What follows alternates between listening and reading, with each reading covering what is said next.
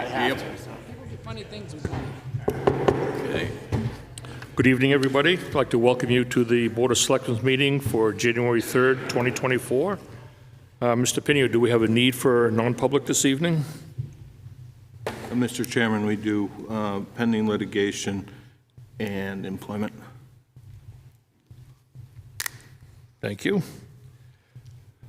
Next thing on our agenda, consideration of minutes for December 6th. Do you have any comments, corrections? Mr. Chairman, I have a number on page 10, under the operating budget, won't be ready for a few weeks.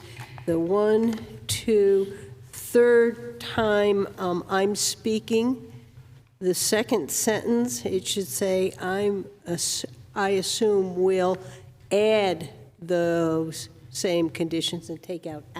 Okay. And then on page 19, you're speaking, and it's from the bottom, the second time you're speaking. I agree with most said here, need signs and a 10-foot, not buffer. Buffer, yeah. Yeah, don't you think that'd be better? And then on page 21, and it's under public comment. The first one is Suzanne Ryan, and then the next one says, Mrs. Murray, the town bought, it shouldn't say Willow Street, it should say the Bridge Falls Path. Yep. And those are all I have. Okay. Anybody else have any corrections or comments? Seeing none, I entertain a motion for these minutes. I'll move to approve them as amended. Second. Motion by Linda, seconded by Dave. Any other discussion? All in favor? Aye. Aye. Opposed? Next is the set of minutes for December 18th. I have a change on page 1.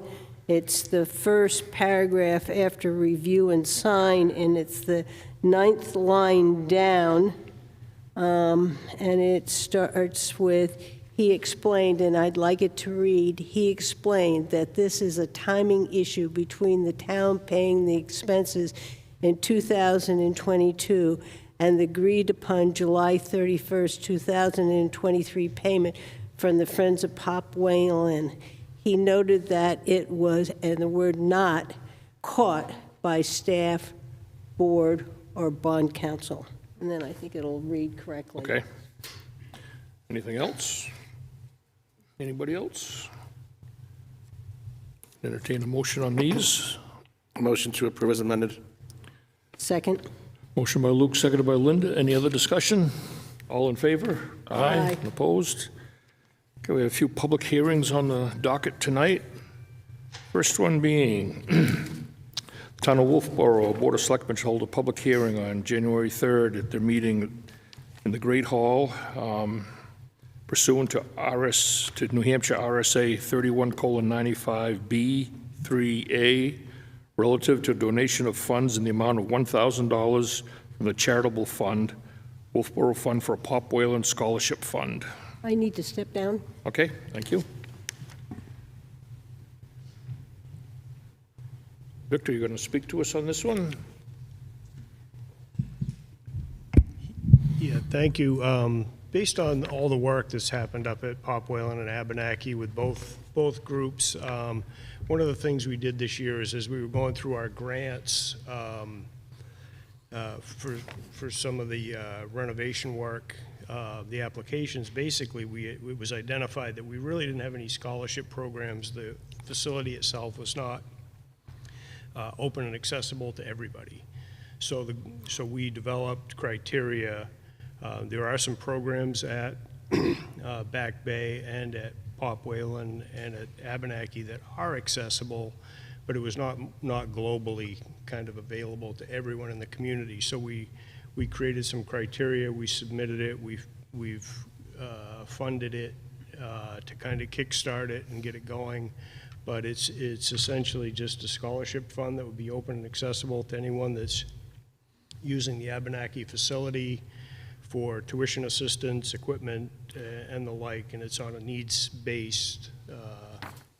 So what we got. Okay. I do have a question for you.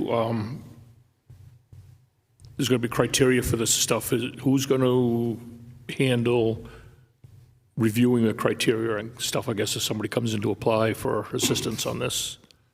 So the money was originally sent in to Casey to manage the funds itself, and I think Tom Roberts, who's our treasurer, sits on our board, the Friends of Pop. He's on the Josiah Brown Trust, and I think it was kind of the idea that there would be a committee formed. We originally weren't sure if it would be handled through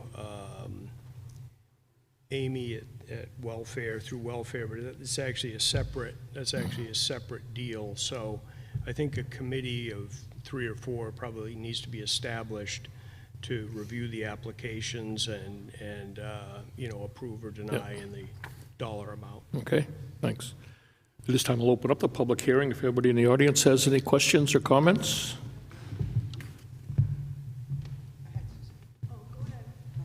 No, I was just going to confirm, we've previously already accepted $500 and set up an escrow account, so the money would be separate from any other funds under the custodianship of the treasurer, so this 1,000 will be added to that 500. Okay, thank you, Casey. Suzanne? Yes, Suzanne Ryan. I was trying to hear. The word Abenaki came up. So is this exclusively from Pop Whalen, or is it the fund is what is the name of the fund? Is it charitable fund, Wolfeboro Fund for Pop Whalen? Is it Wolfeboro Fund Pop Whalen Back Bay Hockey? Yep. What is the official title Yep. of that fund, and when was it established? I'm not sure when it was established, but they did just clarify before the meeting that this fund is being set up for someone to participate in the use of the Abenaki ski area, cross-country skiing, or Pop Whalen facility. So it's for the whole complex up there, for the downhill skiing, cross-country skiing, and the skating facility. Yeah, Victor, do you have- the name of it is a Pop Whalen Abenaki Scholarship Fund, correct? Yes, that's my understanding. So Back Bay Hockey has its own. So if you're a player and needs tuition assistance, you would come to Back Bay. We have our own hockey scholarship, so to speak. If you want to do public skating, curling, any other activity at Pop, or Abenaki or skiing, it's my belief that it would all fall under this Abenaki Pop Whalen fund. That's So where you it could help a goes. family get a season pass for the kids to ski and... That was kind of the goal, was to make stuff like that happen. Yep. Did that answer your question, Suzanne? Yep. Anybody else have any questions or comments? Seeing no, close the public hearing. Board members? Move to accept a donation of funds in the amount of $1,000 from the charitable fund, Wolfeboro Fund, for the Pop Whalen Scholarship Fund. This is a new fund to assist in helping someone if they cannot afford to ski at the Abenaki complex. Second. Motion by Brian, seconded by Luke. Any other discussion? All in favor? Aye. Opposed? All right. Thank you. Next public hearing. Town of Wolfeboro Board of Selectmen held a public hearing on January 3rd at their meeting at the Town Hall pursuant to New Hampshire RSA 31:95-B3A to accept a donation in the amount of $19,493.32 from the Friends of Abenaki for the purchase of snowmaking equipment. Bill? Good evening. Bill Sawfield for the Friends of Abenaki. Since 2005, 2006, the Friends of Abenaki have donated over $1 million worth of equipment and infrastructure to keep the ski area functioning. And the company that's really helped us out the most is HKD Snowmakers. from Massachusetts. And what they've typically done for us is given us some new equipment to try out and test as demo equipment for a year or two, and then they'll come up with a good discount for us if we want to go ahead and buy it. So this will actually be the third winter we've used these 5 Viper guns, which we haven't paid for until now, but we did get the 200% discount that they're offering. These guns are small guns that any one of us could move around, and when you hook it up to a hose and set it up properly, you can get into nooks and crannies on the sides of the trails, particularly where the tall tower guns don't usually make it. So it's much easier for the groomer and the staff who are running the groomer to get into those areas when they can move the guns around. So we went ahead and decided that it was a good purchase, and since they've been using it for 2 winters now, going on 3, that they don't want to give them up. So with that, I would like to give the town a donation. And on your material there, the actual amount for the HKD invoice was $19,315, rather than what, Brad, what you just mentioned. Okay. So I checked with Amy this morning as to whether that was okay to change the amount. She somehow got the wrong amount, but she said it was okay to go ahead and continue the public hearing. Okay. The other thing I wanted to mention publicly for the first time is that we've had out at Abenaki some major trouble with the groomer. And the groomer, which we purchased for the town back in 2006, I believe, was already used by Cranmore for at least half a dozen years.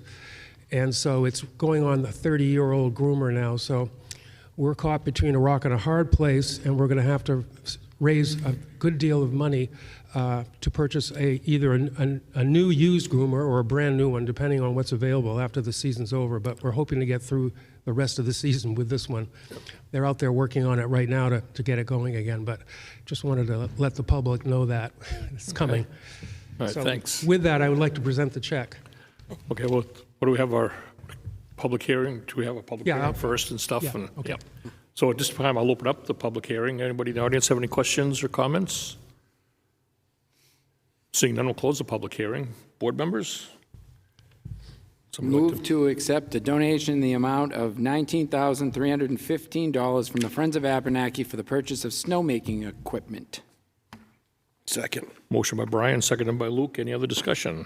All in favor? Aye. Opposed? Thank you very much, Bill. Thank you. Yeah, Mr. Pino. Got it. Thank you. Thanks, Bill. Okay, next on our agenda, bond hearing.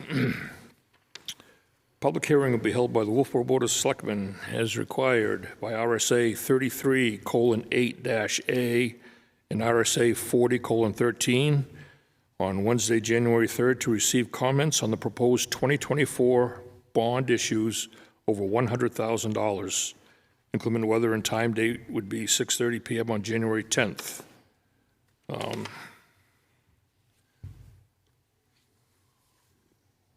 So, Mr. Chairman, this is a bond that we approved in 2022. However, as the engineering developed on the project, it was determined that the proposed solution would not give us the desired effects. Therefore, the system was redesigned. Stantec was in here, I believe in July, gave you some presentations on where they were at, what their recommendations were. There was also site visits with Board of Selectmen, members of the Port Wetland Association, Stantec, State, and Steve Randall is here tonight to briefly go over what the project now entails and what it looks like going forward. Steve? Good evening, Steve Randall, Public Works.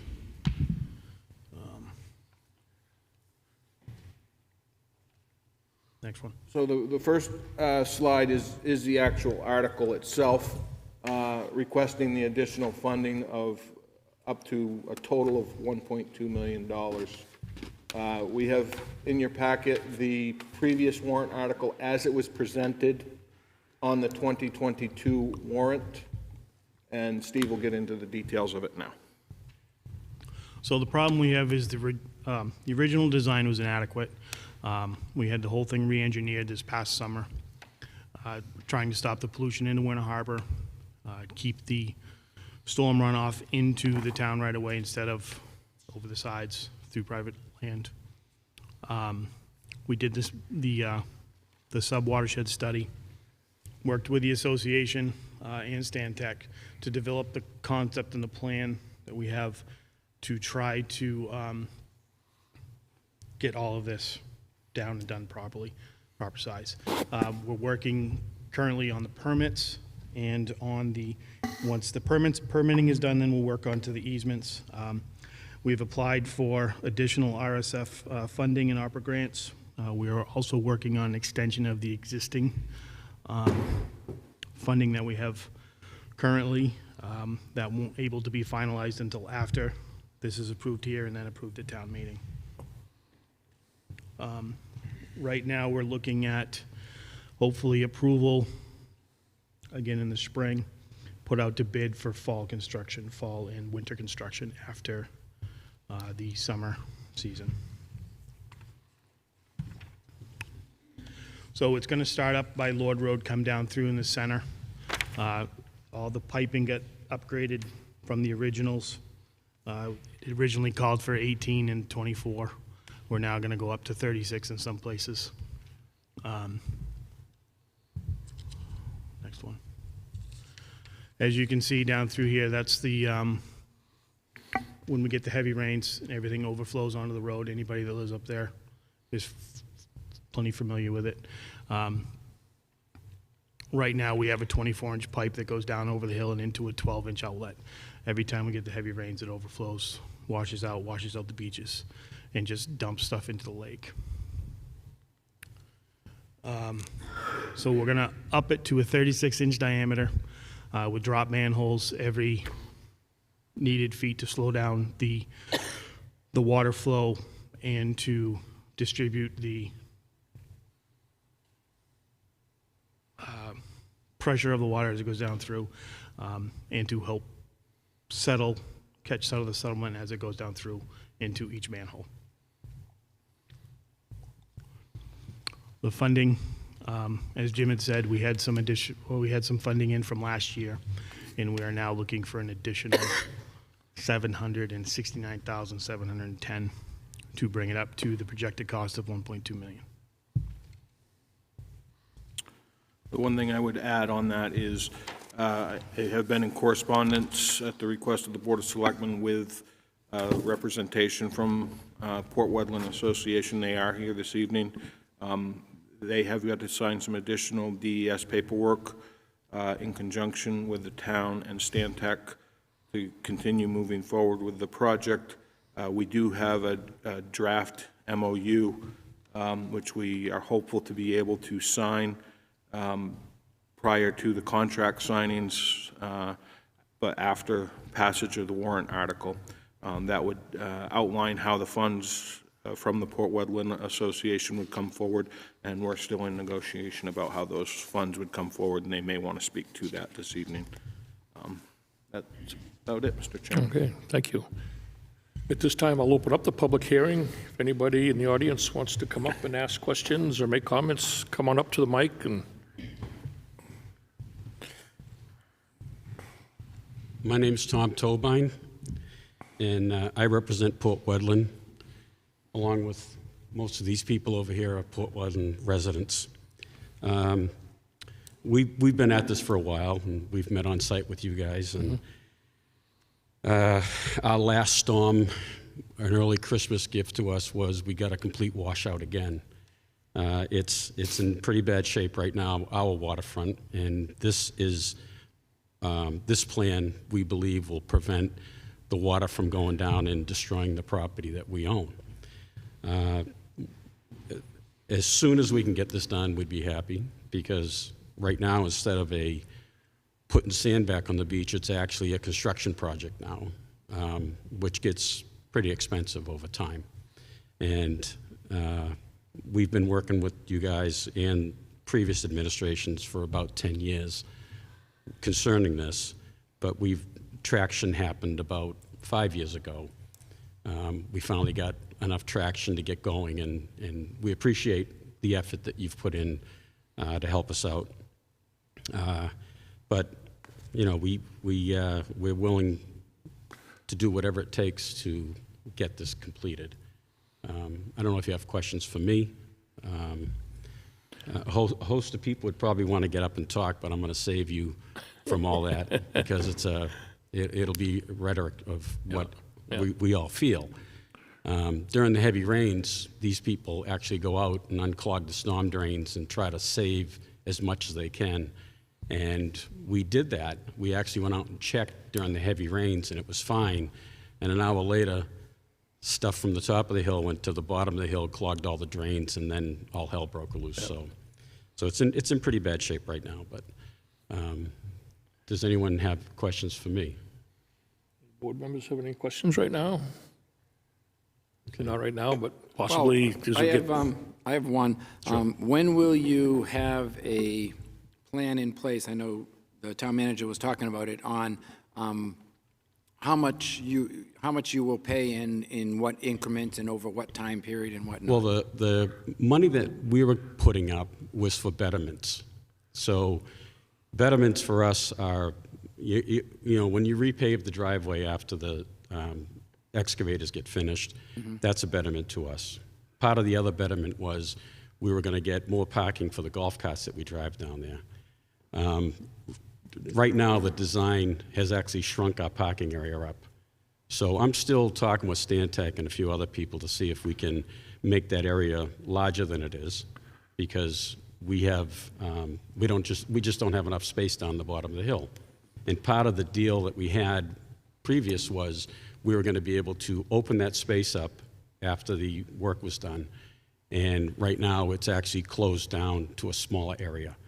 So, you know, paving, we're putting up $100,000, and it doesn't cost $100,000 to pave the hill. So we'd like to know ourselves, what other betterments are we going to get when the job is finished, except that the problem will probably go away. But the problem really doesn't belong to us, it belongs to the roadway system. So yes, we get a benefit because we don't get damage anymore, but is that a betterment to us, or is that actually the fix to the job?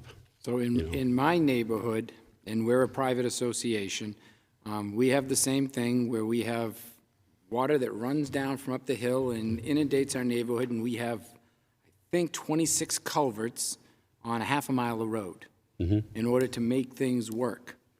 If the town was going to do a $1.2 million project in my neighborhood, I'd give them a check for $100,000 tomorrow. That's what I would do. Okay. That's just my opinion. All right. We have a schedule, according to the MOU, we had a schedule. The MOU was a draft, and it didn't come to us to sign, but we based our calculations for our income statement on that MOU, which was 30% and then 10% thereafter to the balances paid. And at that, we still couldn't figure out how we were going to actually give you those funds. I don't think we've figured that out yet. Well, the other thing, too, is if it goes over a 10-year period based on the time value of money, the last payment will be worth 50 or 60% of what the first payment is. So this is something that the town needs to consider as we go forward, because we'll be collecting money that it's much less value 10 years from now than we would if we got money today. Then it should have been in the MOU. If you want to put a schedule together and tell us that, then we would consider that fact. But all we considered was we're going to put in $100,000 for betterments. I'm not paying a percentage of the job. I'm paying a percentage of, I'm paying for what the improvements are, right? So it's really not, do you want more money because of the time value of money? Well, then it should have been in the MOU, and I would have based my calculations for our income statement on that, but we didn't because it wasn't in there. So I don't know what to tell you on that, you know? Something we'll revisit. Any other questions, comments at this time? Yeah, anybody is welcome to come up and speak, yes. So my name is Karen Why don't you come up to the mic, please, so they So can... my name's Cara Brunetta, and I live on Earl Shore, so I am not part of the association, but I'm on a private road, so I'm lucky that everything that comes down the hill, I have to figure out how to solve myself. Whether it's get a sub pump, whether the trees have fallen into the lake because so much water drains down.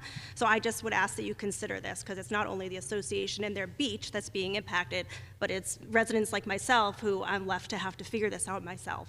And I have a dry well there, and I have to figure out how to clean it out because nobody from the town does that. So I just ask that you consider not only the association, but all the private folks there too. All right, thank you. Anybody else want to come up?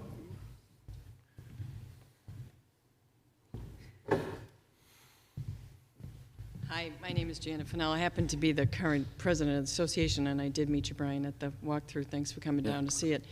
I just want to make sure we're all keep a perspective on the lake. The stuff that runs down the street from 109 and before 109 into the lake is not good for everyone in the town of Wolfeboro. The pristine lake is being polluted every time there's a major storm. I've lived in that neighborhood. I've owned a home in that neighborhood for 30 years coming up this year, and I have never seen the runoff that we are experiencing these days, like in the last 5 to 8 years. It has increased dramatically. We had a river coming down the hill at that last storm, and it's not unusual. We're kind of used to it now. So it's not only, our property is being damaged, but the lake is being damaged. And we, in good faith, have tried to work with the town to put up as much funds as we can. We're not a big association. We didn't plan on having to pay $100,000 for a drainage project 10 years ago. So we're trying to come up with a reasonable solution for everyone. And we do want to contribute something, but we need to do it within reason of our homeowners who weren't expecting to pay anything to protect our waterfront from Mother Nature. I mean, I'm not blaming anyone. It's Mother Nature, right, that's inundating us with this pollution. So I just ask that everyone keep that in perspective. It's the lake we want to protect. Yeah, and I understand because we have Sewell Woods behind us, and we have streams that go through Sewell Woods into Lake Winnipesaukee, and I'm always fighting the battle of are people's septic systems too close to the streams that are failing? And we have 19 houses in our association, so we're a very small association. And we have to collect about $1,200 worth of dues from each homeowner in order to manage our common leach fields, street lights, our paved roadways, plowing, and tree removal, and a lot of other things. So I understand where you are. I'm sympathetic to your plight as much. Yeah. Because, Our water again, I system and our believe- electrical system, too. But the roads in Port Wetland are not private roads. That's why we're talking to you, right? Right. They're town of Wolfboro roads. Yep. It's not Port Wetland property until we hit the hill, right? Yep. And But I think the reason we held this up, we went from a 1-year storm to a 10-year storm, realizing what is happening today. Yes. And that's part of that protection of the lake is why we did it. We put in more catch basins, more Exactly. way to slow it down than to let this water rush back in. So we're with you on that's an important part of this whole thing we're doing. Thank you. Yep, Appreciate your time. thank you.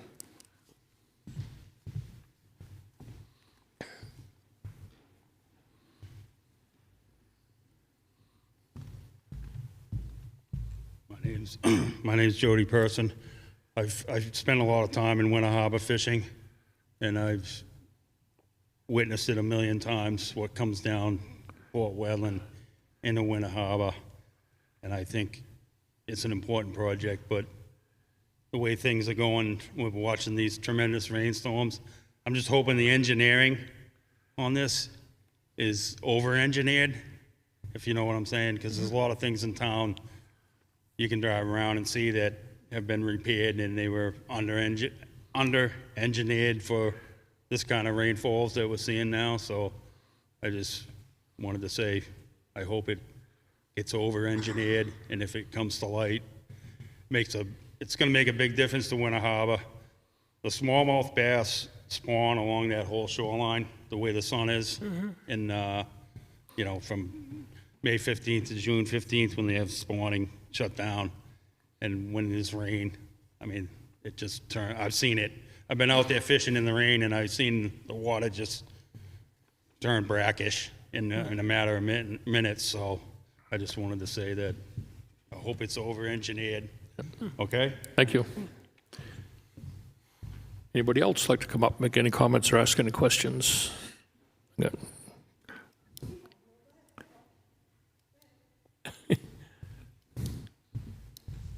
Hi, Bobby Budman. I just have a quick question, tapping onto what you were asking, Brian, about the money coming in afterwards, especially when I'm hearing words like betterment and extending people's parking for golf carts.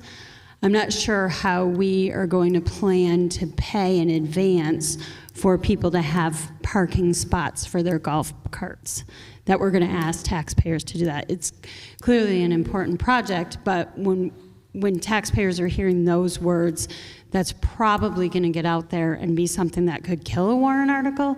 So maybe we can address how we get the funds up front so we don't end up in the same situation we just ended up with Pop Whalen, where we still have $568,000 that have not been donated to our town. Thank you.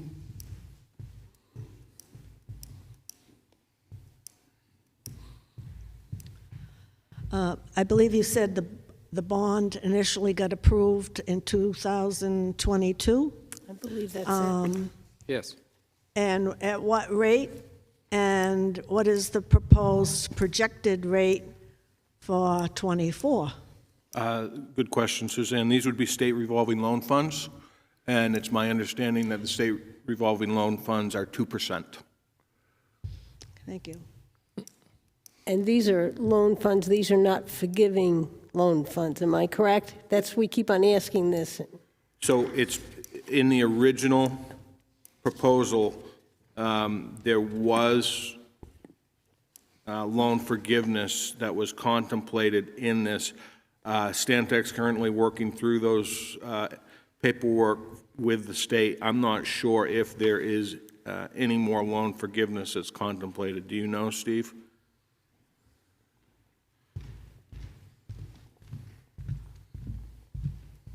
Maybe. So we don't have that finalized yet. And am I correct, I heard that none of this will get finalized unless this warrant article passes? Correct. So right now, we have the existing finance plan from last year is right there, ready to go. Okay. But because that expires in May of '24, we have to file an extension. In order to have the extension, we need the authority to borrow the extra money. So this has to go through and then get presented to them. Okay, so once this warrant article passes, and if it passes, then you take that, do the extension, add the Correct. other, and then at some point, we'll know the full cost of the project. Correct. In terms of percentage. Correct. And I'd like to just address his question about the engineering. So it's not over-engineered, it's properly engineered. So what used to be a 10-year storm is now more of a 1 to a 5-year storm, which is why we went from a 24-inch pipe to a 36-inch pipe. Added in the catch basins and the drops down through to compensate for that. Thanks, Steve. Oh, I got one more for Steve Sure, while Linda. you're up here. In your design, we're not paying for any parking space for golf carts? No, so what that is, and that just came about in the last, I'm going to say the last couple weeks, that came through. One of the notes from DES was because, and correct me if I'm wrong, but the golf cart parking was going to be as you go down the hill on the left, right? So because of where the property line is and the buffer that need to be in place, that is now riprap to cover any erosion off to the side. So what used to be was going to be a paved parking is now green area, for lack of a better word, with riprap. Okay, so I want to make sure the public understands, in this proposal, there's no payment for us to get a parking space for golf course? No, we weren't going to create spots for them. What is paved at this point is now going to be part of the drainage process. Thank you. One other comment I will just make too is reading at the bottom of the 2022 article that the town has received New Hampshire Department of Environmental Services American Rescue Plan Act grant, basically the ARPA grants, in the amount of $199,000 for this project too. So there is a grant, some grant money in there that's not Correct. required to be paid back at all. Yep. Any other questions or comments? Okay, I'll close the public hearing at this time. Board members, any questions, comments? Linda? I have a comment. I think this is a very important project. Wolfeboro Waters has kept an eye on it. I have been out there, Brian and I walked all over the place trying to look at all the drainage coming down, the big pipe that goes out, and you can see the pile of silt in their docking area. And I agree with the people who've talked. This is causing nutrients to get into the lake, and the nutrients are what help with cyanobacteria outbreaks. So I think this is not only important because of the erosion and the damage to the roadway, but it's important for the protection and health of our lakes. And so I am in support of moving forward with this project. Luke? I'd second that and go further. I think this is probably I think this might be the most important thing the voters should consider this year. The Winter Harbor and the lake is our most important resource. Without it, we are just another town, but we're Wolfeboro, and because of the beautiful lakes that we live on, and that's why people come here for generations. The lake is changing, and it's our job to protect it. And I think that as a town, I think this is a great representation of our ability to say we are really focused on this. We really care, and I think it'll be an example to other communities and to the general public to be more aware of what they do around the lake, what they put on their lawns, and keep a vigilant eye on protecting our waterways. This is probably the most important article we'll be looking at this year. So my family has been involved in conservation on the lake for probably 40 years. We had the Lake Winnipesaukee Day this last year, and we supported almost all the major nonprofit environmental groups in the state of New Hampshire were here, including as far away as the Mount Washington Observatory, Lakes Region Conservation Trust, New Hampshire Lakes, Wentworth Watershed Association, the Lake Winnipesaukee Association, Wolfeboro Waters. They all participated. So I am all for taking care of the lake. We are also in a very, very tough financial situation, the town is, because we do have a lot of debt, and we are going to have a tax increase again next year, like we just did this past half a year, this second tax bill. So I just hope that people understand that projects like this aren't free, that we're paying for it, and everybody's going to be paying for it. So you're going to have to get the word out to your friends, neighbors, family, and everything that part of the reason why taxes are going up is because we are doing useful and necessary things like this. I'll just add, too, to kind of to Jody's point that he brought up about the engineering portion of this. We did recognize back in 2022 or so, when the original design was done, that it wasn't going to meet the desired effects to take care of the issue that we have there at Port Wayland. So we did take that all under consideration and stuff, and went out, got another engineering firm to look at it, and came up with what we consider and a proper design for what we have there and stuff. So I believe everybody, including the association there, has done the homework. Been very patient. We have a good project in front of us here that should take care of that problem there. So I just wanted to make that statement there that we did have a project that was engineered, and it was determined wasn't going to work. So we went out and had it redone again. Another set of eyes on it, came up with a much better, more appropriate plan. Anything else? Anybody? Yeah, you have a large group in there. Start a fundraising group.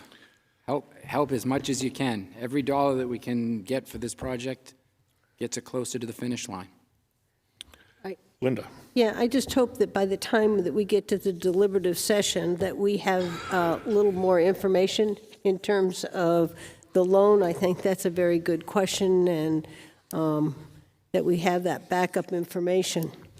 So I guess our next step is going to be a couple of things we need to decide. We need to move this to warrant if we're going to, decide if we're going to do a 10-year or 20-year bond, and then, vote on the bond article, and then whether, recommend or not recommend and stuff too. So not sure which order we should take it in, but, I'm willing to make a motion to move it to the warrant.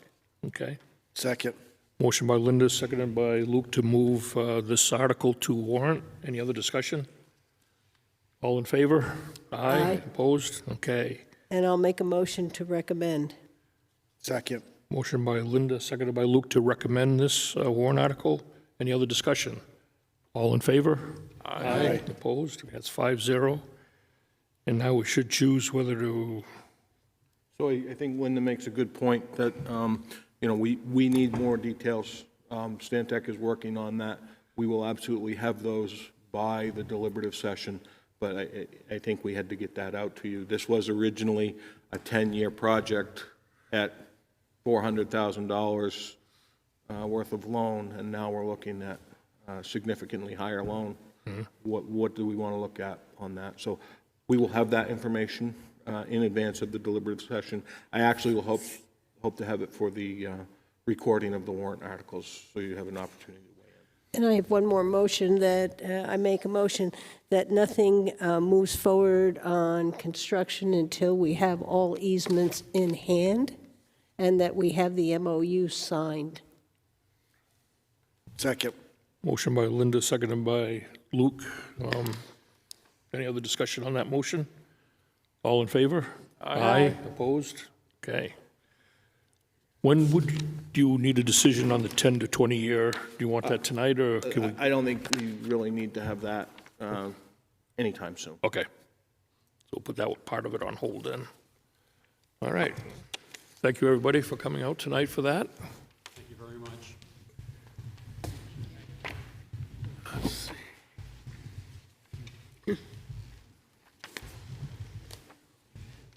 Such a kiss ass. Okay. About what? About money. Oh, boy. Next on our agenda We gotta get a hot mic is sometime. Wolfeboro Board of Selectmen will hold a I speak the truth. public hearing on Wednesday, January 3rd, at the Town Hall to consider increasing the solid waste disposal facility fee schedule. So Steve Randall came in front of you at your last meeting with a recommendation to increase our fees at solid waste. As you're aware, our tipping costs have escalated significantly in our 2024 budget going forward. So we're trying to look at a mechanism to recoup some of those costs. Steve has a memo here for you outlining what his proposal is as discussed at the last meeting, and he can speak on it further. Steve? Good evening. So after the last meeting, we'd gone back and forth a couple things. Brad made some suggestions and went back, crunched numbers. So to sum it up, I think we need to increase our demo to $80 a yard. That will cover our full tipping fees. The math comes out to 79 and change. I suggest we go to 80. Our dump stickers right now are currently $5. My original thought was to go to 10. After talking with, I spent a lot of time with Steve Stedman over the last week and a half. He actually feels, and I have a tendency to agree, that we really should go to 20. I don't know what the feelings of that will be, but that extra 20 will create a large amount of revenue back to help offset some of the costs. We need to, I propose we start charging contractors a $20 fee for their temporary permits, because right now they cost $1. So we put the onus back on them for the use of the facility. We had talked about charging the school for their dumping of the tires and electronics per cost. And then the one that I didn't broach the other night, once we decided to come back to this, is I propose we keep the winter schedule throughout the course of summer of 5 days on, 2 days off. Brad? Yes, Luke, yeah. The one thing on the $20, I'm good with that. I think if we could do something where people felt like they were getting something too, like we talked about, like 2 free bulk items a year, or it could be a punch thing or something like that. I mean, so that it's, so if we're going to charge people 20 per dump sticker, maybe they get, we had to figure it out with Steve, but maybe a bulk item like a couch, tires. We don't want people dropping tires on the side of the road. I've already noticed some in town already in the last few months. So I think something like that could work, if that would work with you guys. I can easily, that's something we can work out in-house if you guys would like to direct that to some sort of a freebie for the users. I think we can work that out, whether it be The problem with that tires. is if you give everybody 2 freebies and you up their dump sticker by $15, you've just lost money. If everybody brings 2 things to the station, you just lost money. You just gave away more. Correct. And if the next door neighbor doesn't want to, oh, can you take my 2 stuff too? Yep, it's valid, very valid point. It is, but for a lot of people too, like for me, I don't just buy 1 dump sticker, I buy 3. And I think a lot of people do buy more than 1 dump sticker, so. But They that may being- stop it now. I would also think that we should do, and I don't know if it's doable, go from 5 to 10 to 15 to 20, like 3 years in a row, just so that people aren't going from 5 to 20. It's like, And that, it again, hurts a little bit less. It feels like, 100%. So if we jump from 5 to 20, just as an example, and then some other little minor changes, right? So we will only lose $125,000 next year instead of 227. instead Well- of 227. It's coming out of the same pocket, It just is. at another place. It You is. either pay for it in your taxes, Yeah. or Or you're you pay paying for for it it in here. your sticker when you dump. Yeah. And that's the dump sticker. But I think that it makes sense for those larger items that people get rid of in order to pay for it. I don't have a problem, but we're still paying for it one way or another. I would say to Luke's point, if by going to 20, we have to give away a couple bulk items, we would, and then to put the 2 of them together, we'd be better off to cut the stickers back and charge them for everything.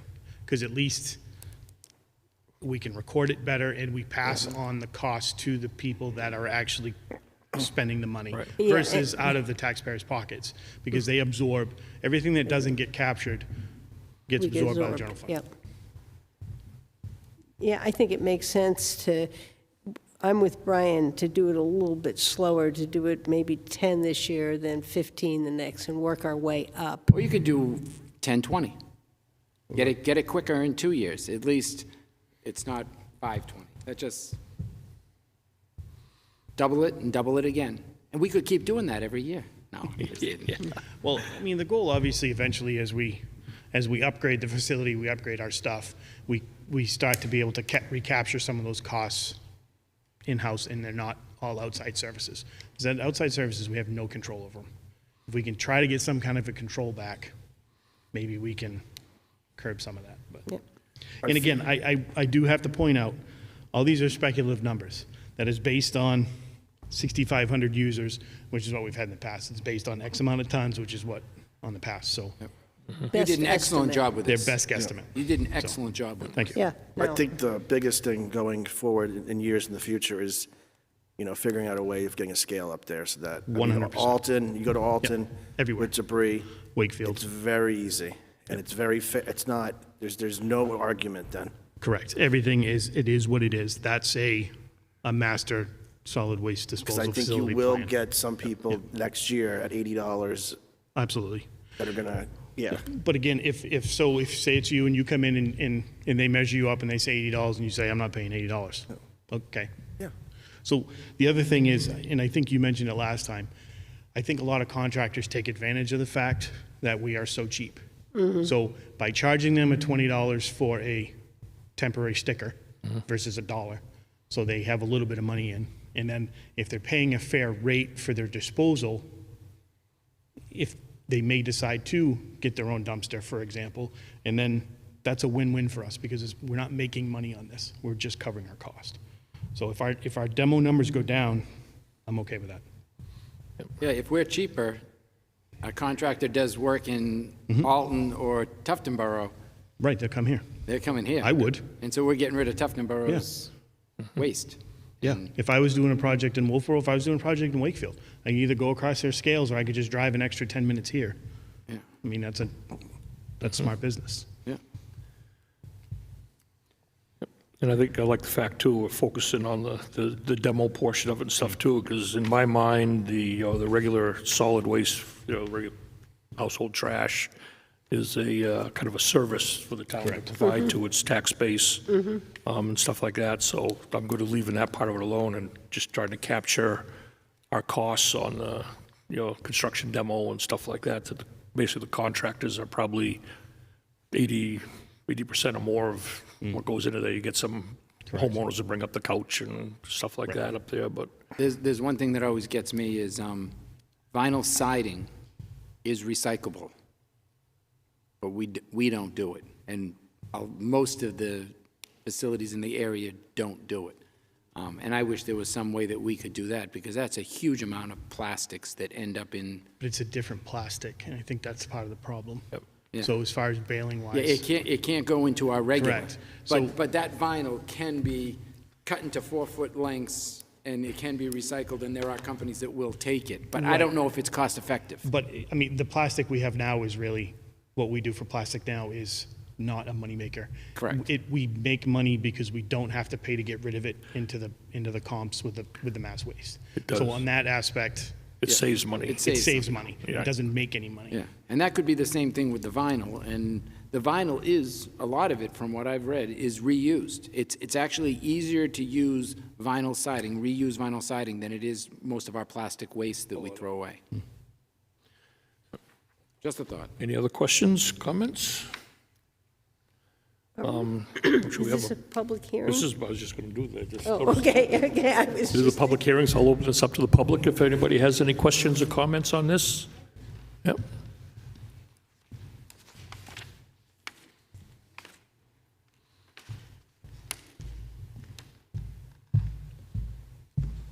I'd just like to say I like that idea of just maybe going to 5. And then, I don't know, on the other stuff, tires, air conditioners and all that, bumping that up a little bit, right? Yes. Is that what you're thinking of? Yep. They're going up.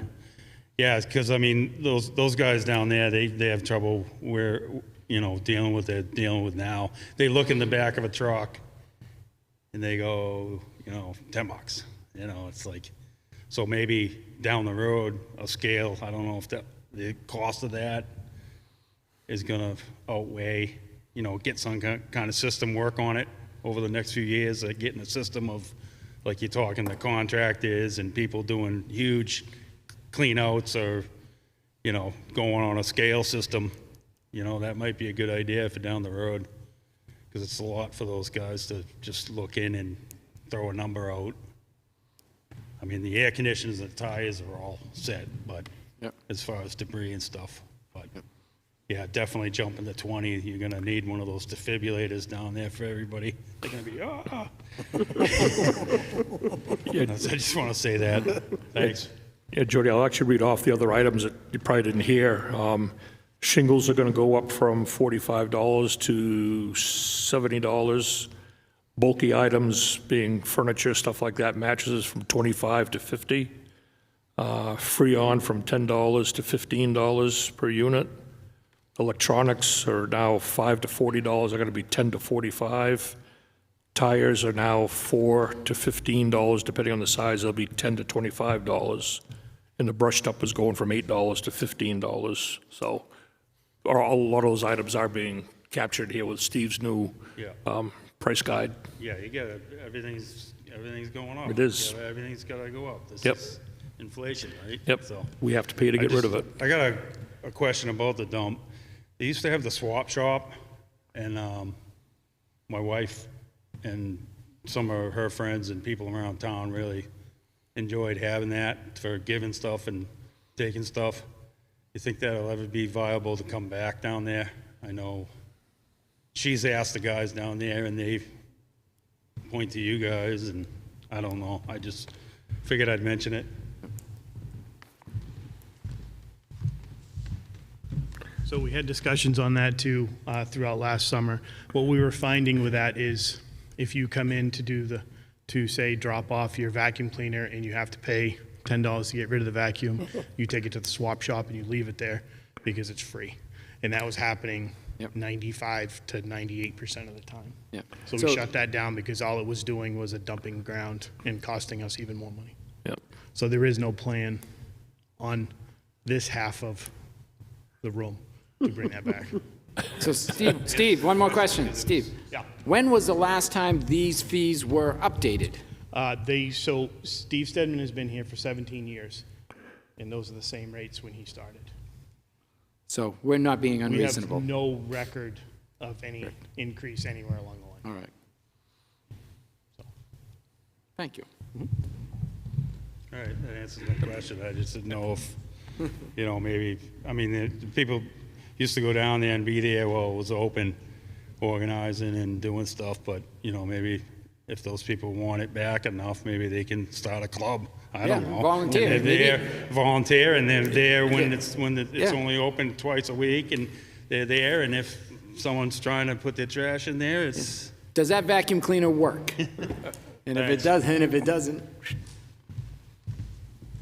Hi, Bobby Budman. Don't want to beat a dead horse. Wondering if we can do a swap shop a couple times a year where it's on the same day we all show up and we swap, because there were more than vacuum cleaners going in that swap shop and coming in and out. I know that I gave away a lot of stuff where as I was unloading my car, people were just grabbing the stuff out of my car, and I actually got a lot of things that I still have in my home for furniture and stuff. So I think we shared furniture, we shared a lot of things, so maybe we can just organize a town day where it's a swap day. yeah. The community marketplace does a great job with that too. Anybody who hasn't been on the community marketplace, you can get stuff for free and you can give stuff away for free on that. Suzanne Ryan. What is our state permit for? Is it strictly residential, or is there any commercial allowance within that permit? For the dump? The permit for disposal. Disposal, okay. It's what? I just was wondering what you're talking, disposal, permit for disposal of our garbage, our trash? Did the state issue us a license to run a residential facility, or is it residential commercial? It's both, I believe. Both. Both. Both. Okay, so then, why can't the dump stickers be different color for commercial and a different price? And the residential stickers stay at, what is it, $5?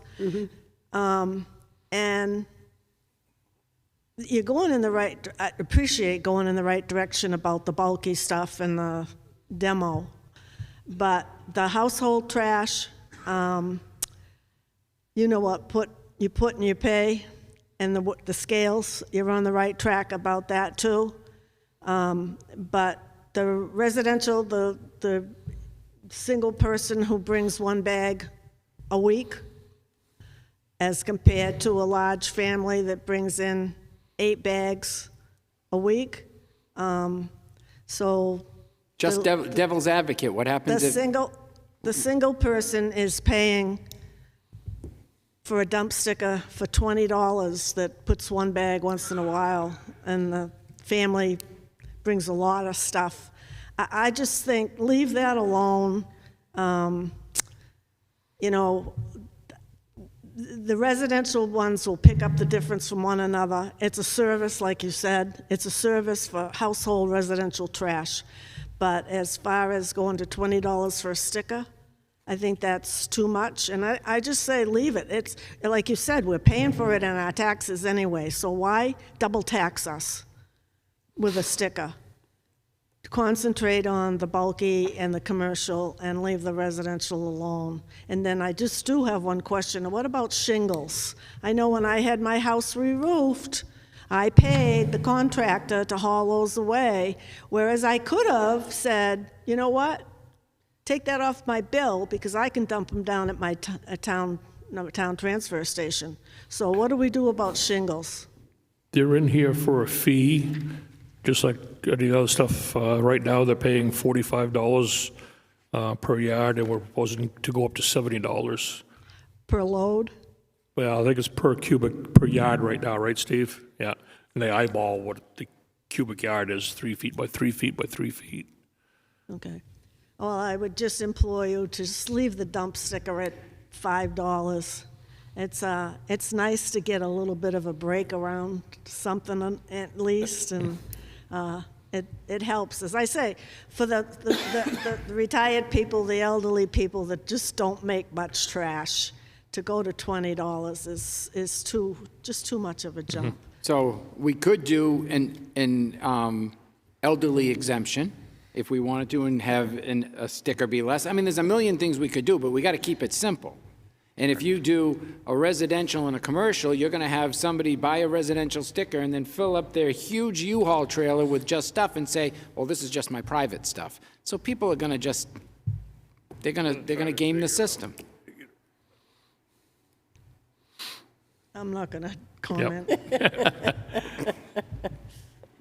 So the commercial trash pickup pays more.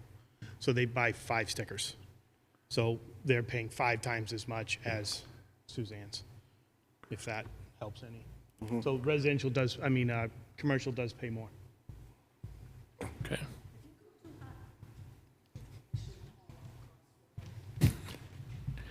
If you go too high on the dump sticker, I'm going to be sneaking my garbage down in some gully. Or you know what? I'll go back to burning it like my grandfather used to and stop going. So we'll be seeing junk on the side of the road, because the board has had years ago this discussion, and that very reason that they didn't go too far over was because they didn't want people dumping on the side of the road, and it will happen. That discussion must have It been... will happen. That discussion must have been over 18 years ago.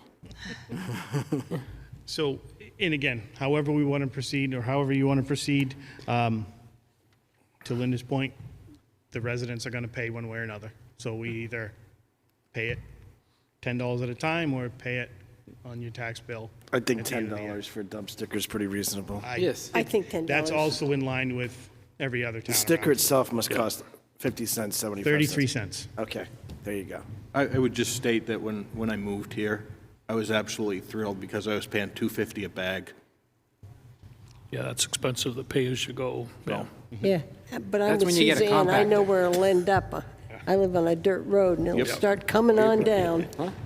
Okay, anybody else in the public have any comments, questions?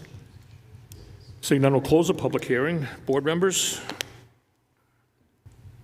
I make a motion to accept the proposed rate structure for 2024 as written, I won't, except for what? no, because, No, the sticker is $10, right? yeah, but he changed the demo from 60 to 80, am I correct? Yeah. Yes, So you're going to change it to 80. Oh, so change that to 80. yeah. I don't, mine says 60. Mine says 62, and I did hear him say 80. Yep. Okay, sorry, you don't have that one. So the only thing that is different on mine than what was on yours was the 3 that are highlighted, you have black and white.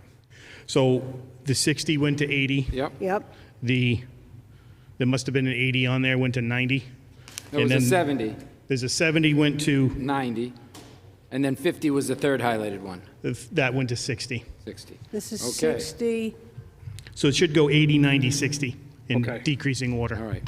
So motion to accept the proposed rate structure for 2024 with stickers at $10 apiece, demo at $80, shingles at $90, bulky items at $60, Freon at $15, electronics at $10 to $45, tires at $10 to $25, brush dump at $15, and tipping fees at $125, trucking fees at $465. No, those you don't Those don't apply to you. Those are fixed Those are fixed fixed items. costs. Fixed Yeah. item. Right, it's written here, so we're covering it. Yeah. Okay, everything except those last big numbers you read, right? Yes. Okay, if that's what you're saying, I'll second that. Thank you. A motion by Brian, seconded by Linda. Any other discussion? Effective date? February 1st. We you. already have the stickers. They're being held till after this, so we'll put them in place February 1st. We'll do new flyers, get the flyers out to everybody, post them on the websites, so everybody's aware. February 1st, okay. Any other discussion? All in favor? Aye. Opposed? Thank you. Okay, thank you, Steve. See you in 17 years. That was easy. Okay. Next on our agenda is the bulk vote. We have a couple of weekly manifests. December 22nd for $650,426. December 29th for $8,696. That was a quiet week, wasn't it, Casey? Has some property tax credit exemptions, intent to cut timber up on Stoddard Road, and a raffle permit for the Wolfeboro Children's Center. So I'd entertain a motion for the bulk vote. So moved. Second. Motion by Linda, seconded by Dave, to approve the bulk vote, items A through E. Any other discussion? All in favor? Aye. Opposed? Thank you.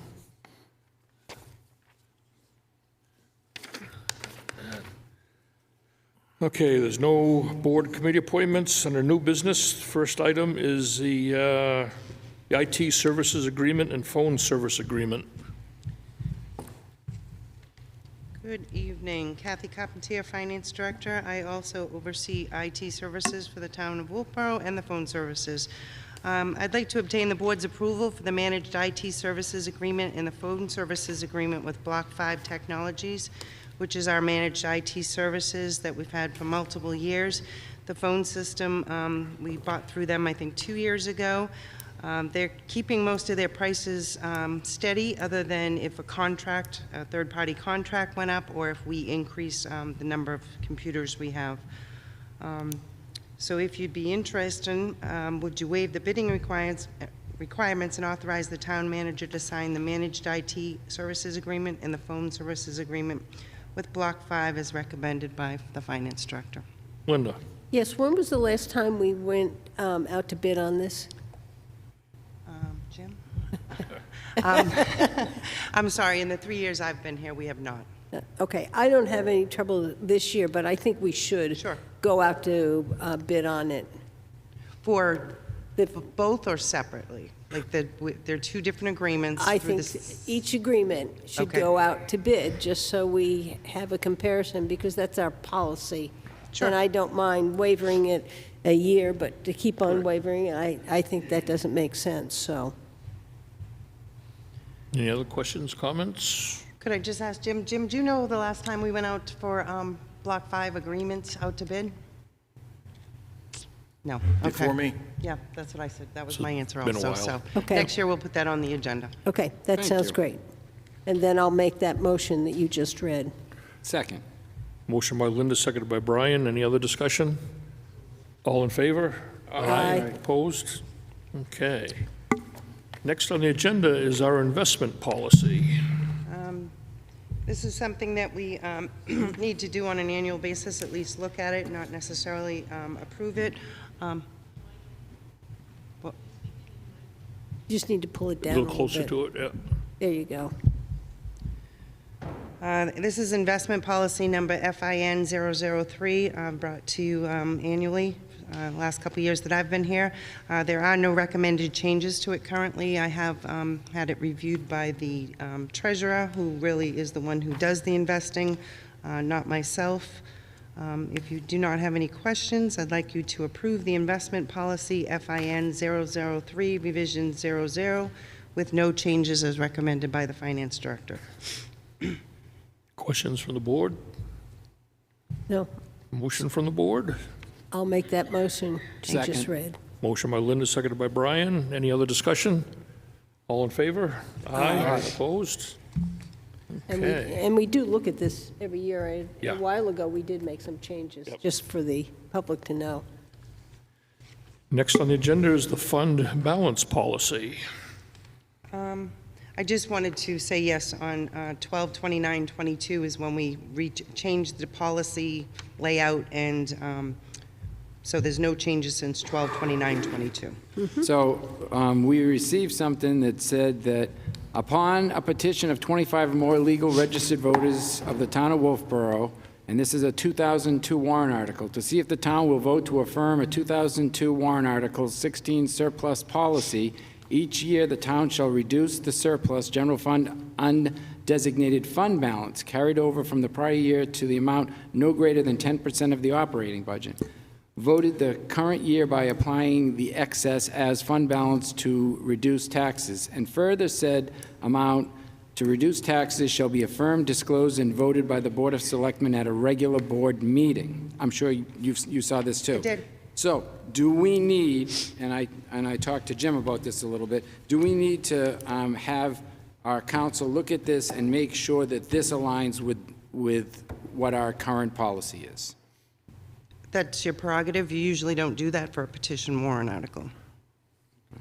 So, however, I did go back and check. The middle of what you read is what was in the 2000 and whatever it states, the 2002, was it 2002 warrant article? So it was the same one that was prior to that. The problem with that is it says 10% of the operating budget. Correct. 10% of the operating budget includes electric, water, sewer. Correct. We're never going to hit that 10%, so it's kind of worded, in my opinion. This is why I would like to have our council look at it and see, and just see if there's anything that contradicts or anything that we need to clean or anything. I'm just not sure. You don't change petition warrant articles, though.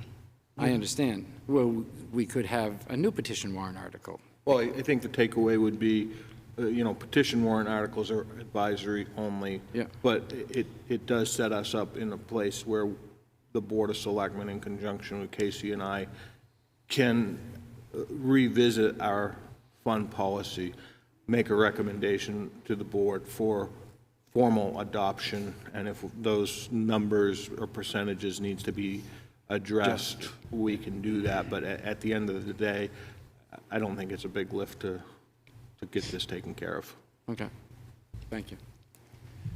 So the fund balance policy in front of you, excuse me, I'm asking for no recommended changes at this point.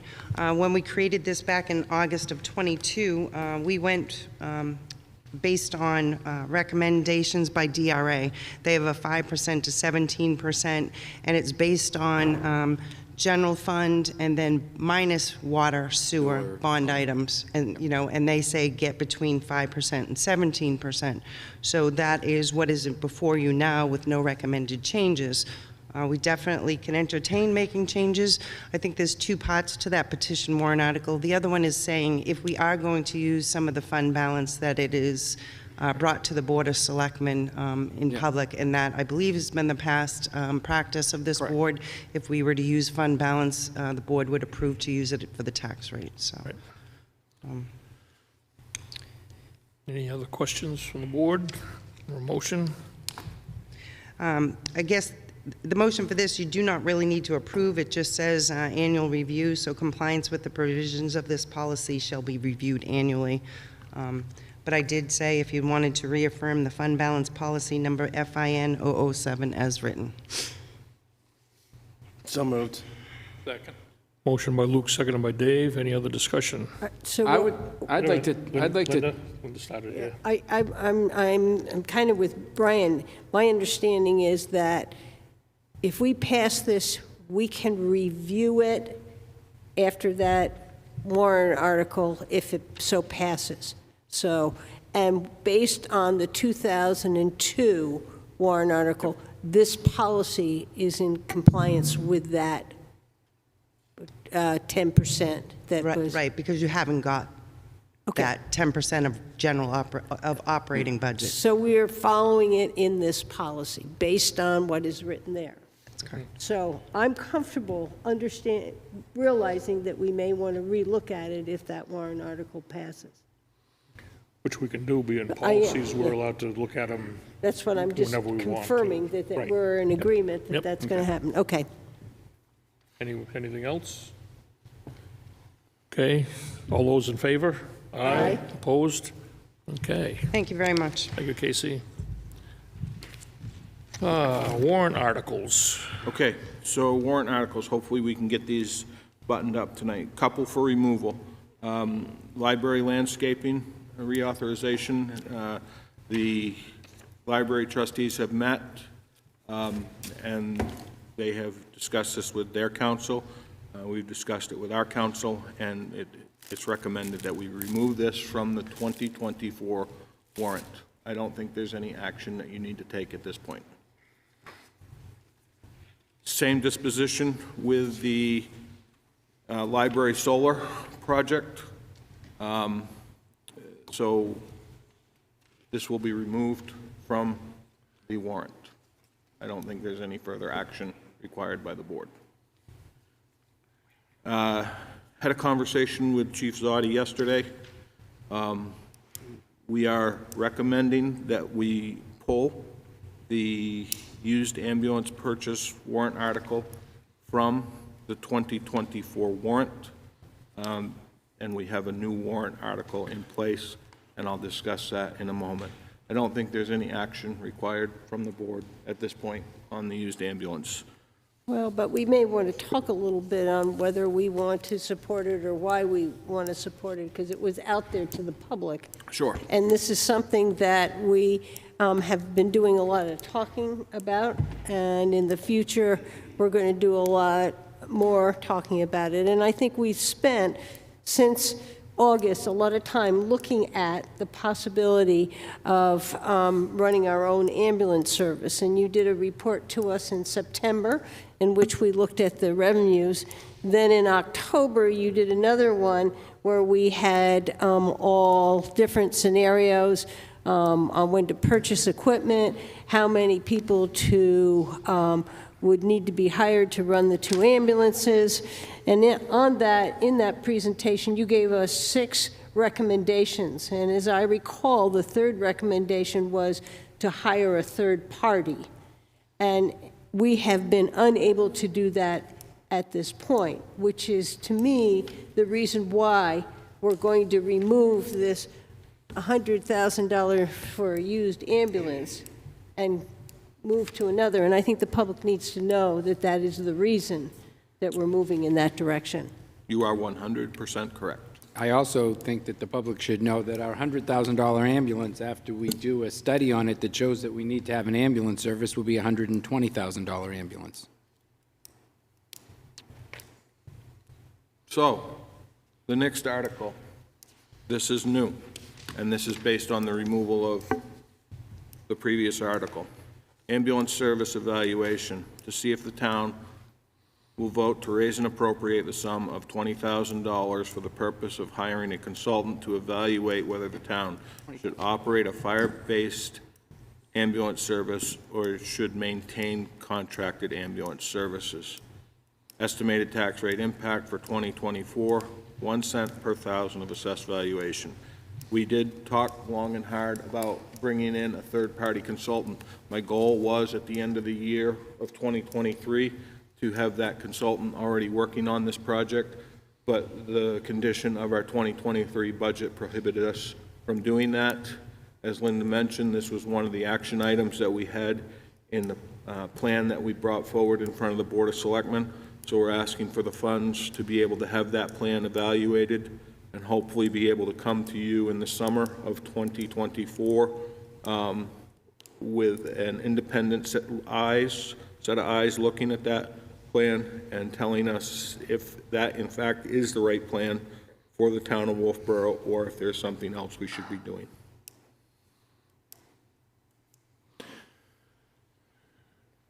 Do we think that the 20,000 is going to be enough, I do. Jim? You do? Okay. I do. Any questions?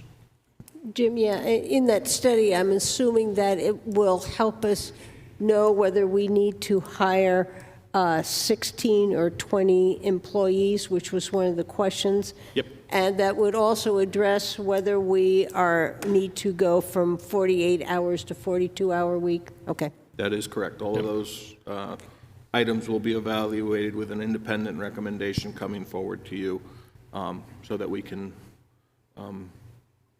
be as transparent as possible to the citizens when we make this very big decision for the fire department, if that's the direction we're going to go.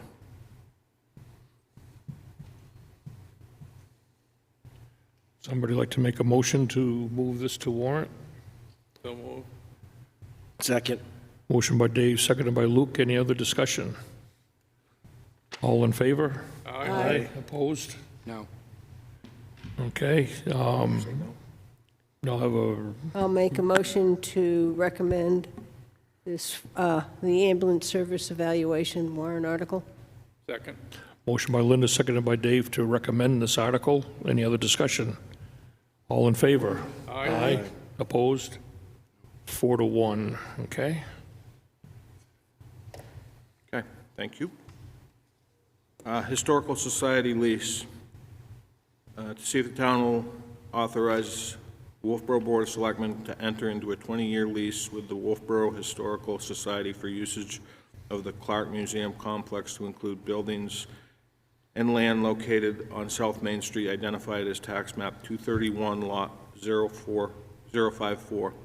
The area to be leased shall be 49,407 square feet bound by East Clark Road, the sidewalk along South Main Street, Clark Road, and the Clark Park parking lot. The parking lot excluded from this lease.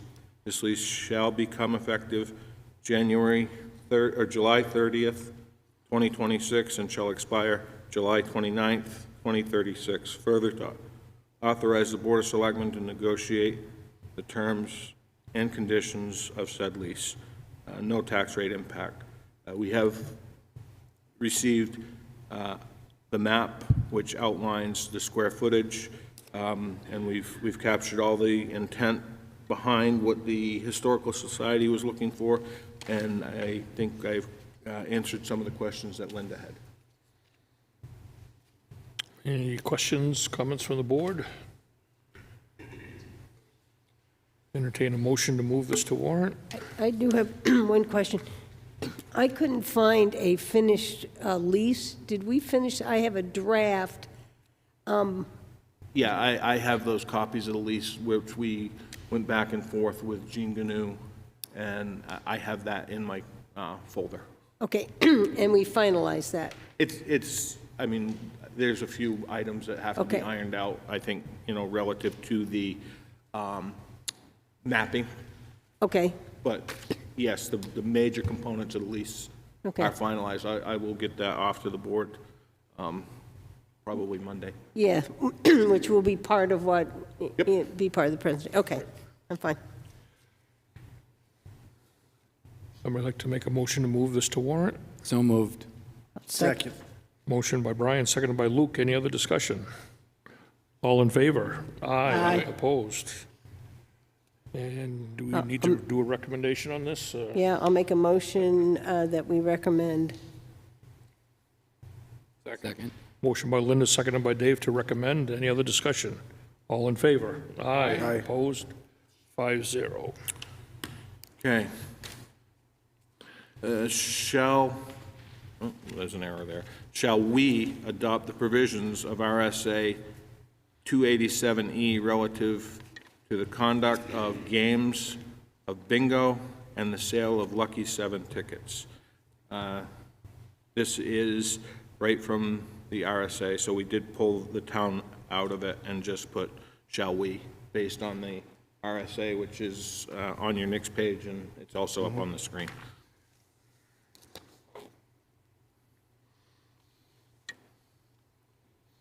So my only question is, I used to go play Beano with my grandmother when I was a child, and it was senior Beano, but I would go when I was 6 years old and play. So we're saying this is seniors 55 years and older. Does that mean only 55 and older, or can they bring others that are younger with, how is it going to work? I think they can bring them. I don't think they can actively participate. But the statute doesn't say seniors, No, it doesn't. so you're fine. Yeah, it doesn't say, so Yeah, I think you're but right. we're making it, we're coining it as senior bingo and But just it's- want people to understand what it's going to be. It's going to be bingo for anybody in town. Bingo. It's bingo. It's, you Yeah, know, it's my understanding that the program that Parks and Rec would like to run would be a senior bingo. right, but once we pass this, somebody else can do it. It could. Yep. That's, you know, that's what it is. It's opens up bingo to anybody who wants to run it under the, whatever they need to do. Yes, it's our intention as a town just to do it as senior. Bingo. Bingo. Motion? Motion to approve or Move this to warrant? move it to warrant. Second. Motion by Luke, seconded by Dave to move this to warrant. Any other discussion? All in favor? Aye. Opposed? Okay. Move we recommend it. Second. Motion by Dave, seconded by Luke to recommend. Any other discussion? All in favor? Aye. Opposed? 5-0. Okay, and the last warrant article from the Board of Selectmen would be Pop Whalen Ice and Arts Center locker room leases, to see if the town will authorize the Wolfeboro Board of Selectmen to extend the current 5-year locker room use agreement to enter into a 40-year locker room use agreement with Back Bay Hockey Association for exclusive rights to the use of one locker room at the Pop Whalen Ice and Arts Center, to enter into a 40-year locker room use agreement with the Friends of Kingswood Hockey for exclusive rights to the use of 2 locker rooms at the Pop Whalen Ice and Arts Center, and to enter into a 40-year locker room use agreement with Brewster Academy for exclusive rights to use 2 locker rooms at the Pop Whalen Ice and Arts Center. These locker room use agreement extensions will not impact the tax rate. I'm going to step down. Okay, yep. Mr. Druin, can you help me with one thing? Explain the flow of how this works. So if we had 2 Back Bay teams there at the same time, one getting ready and one on the ice, what locker rooms would they use? Are the Friends of Kingswood, are they ever going to be able to be used by Back Bay Hockey? Is there going to be reciprocal things, anything like that, just so I understand? So the way this was set up originally was, so in 2019, we, the Friends of Pop, came to the Selectmen and we said, look, we want to do the renovations for the project, for the building. This is how it would work. And so at the time, you guys had authorized us to do naming rights, sell banners, and we came in at different times. So between the period of 2019 and 2021, when we're finally pinning down the budget and figuring out the costs and what our contribution would be, it was determined that we, the Friends, would pay the town $2.7 million, and how the money was divided up was Friends of Pop in our financial and our fundraising plan said we can come up with $2.2 million. Brewster and Kingswood would pay $250 each, which was the other $500,000. And when we do that, we're going to build them 2 rooms each, 2 for Kingswood, 2 for Brewster, and then we have 4 rooms for flow. So you can run the facility like it's supposed to be run, right? So a home and away, there's 2 teams on the ice, they've got 2 lockers. 2 teams are coming in to use when they get off, the next 2 teams go on. So that's the flow. So there's 4 locker rooms that we built originally. And then we came back and said, okay, well, we don't have the MOUs done with Brewster and Kingswood. So we're just going to operate on 4 rooms. They can still rent the ice. They can use the regular 4 rooms for now, but they don't get any exclusivity on them, correct? So that's how it worked from last January when we opened till today, which is just about a year to the day, right, when we opened the facility. So we finally, and we had worked with Jim and the town attorney and Brewster and Governor Wentworth School District for quite a while, for 3 years. We had authorization to go license these rooms out for what we originally described as the life of the building, which was deemed to be about 40 years.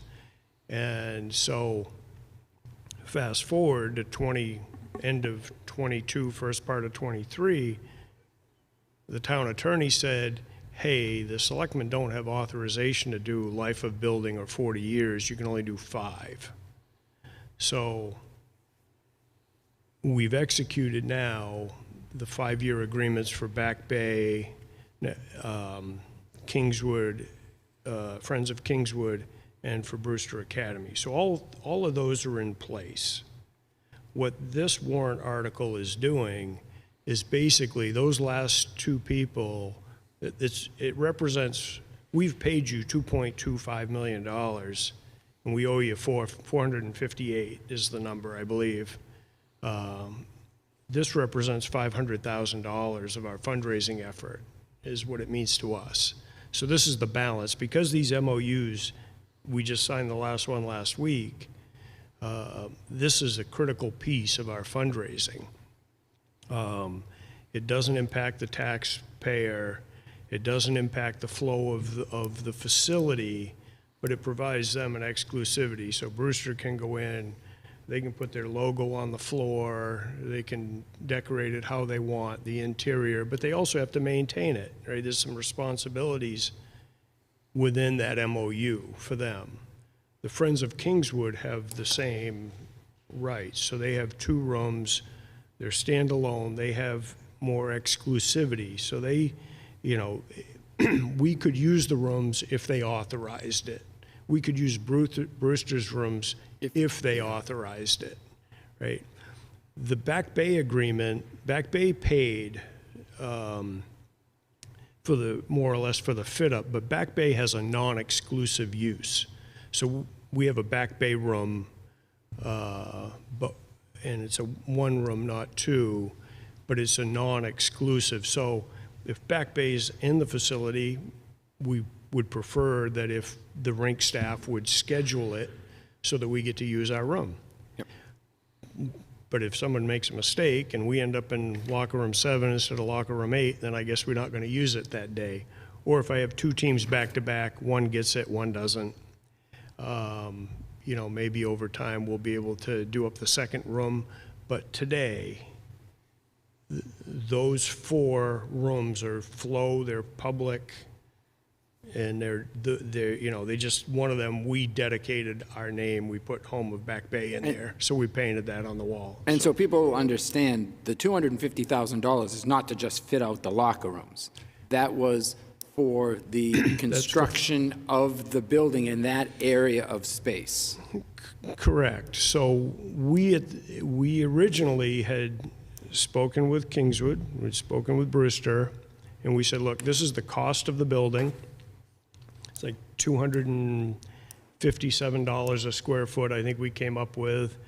You've basically got 1,000 square feet, so you owe $250,000. If you want us to fit it up, do the bathrooms, do the this and that, the walls, the ceiling, all the ventilation, dehumidification, all that stuff, we took the square footage of the entire expansion area, which was basically 10,000 square feet, took our 2.7 million, divided by the square feet, came up with $257 a square foot.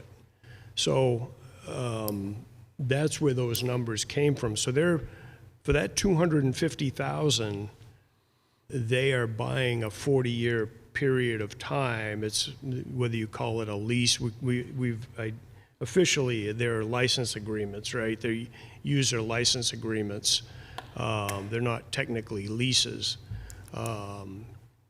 And, certainly they're reviewed annually, like we had discussed last time I was in. But No, it was done methodically, like, that's how they were done. It was just, So my last question would be, say, and this is just devil's advocate, say Brewster decides that they're going to build a big rink and they're going to do all of their own hockey program at their own rink. Or let's say that they decide they're not going to do hockey anymore at all, because not every prep school has hockey teams. What happens to the lease agreement or the license agreement? so I think in the license agreement, I think it's bullet 8 or 9, essentially says that these license agreements are going to be reviewed annually. So if Brewster next year comes in and says, well, we don't care, we're not here anymore, or we're not using it, or we obviously would see that they built a new facility up the road, then that would, we'd say, hey, Brewster, you're not here. Are you giving us the space back? And it would just revert back to the town. Would we have to buy them back out? No, I don't know. It's your property. No, these are license agreements. They didn't buy anything, right? They bought the ability to use it for 40 years. My take, and I think what we got out of town council was, if I quit. A license agreement was a lot easier to break than a lease. Okay. That's why we went with the license agreement mechanism. Okay, so there won't be an issue if they decide that they're not going to use them, or if Kingswood decides they're not going to use them, they shut down their hockey program for something, they just lose their $250,000, it's gone. Correct. Okay. I mean, you could say, okay, well, you also paid for the fit up and the lockers and things. Do you want to, that's their property. It's their furnishings, if that's what you want to call it. Yep.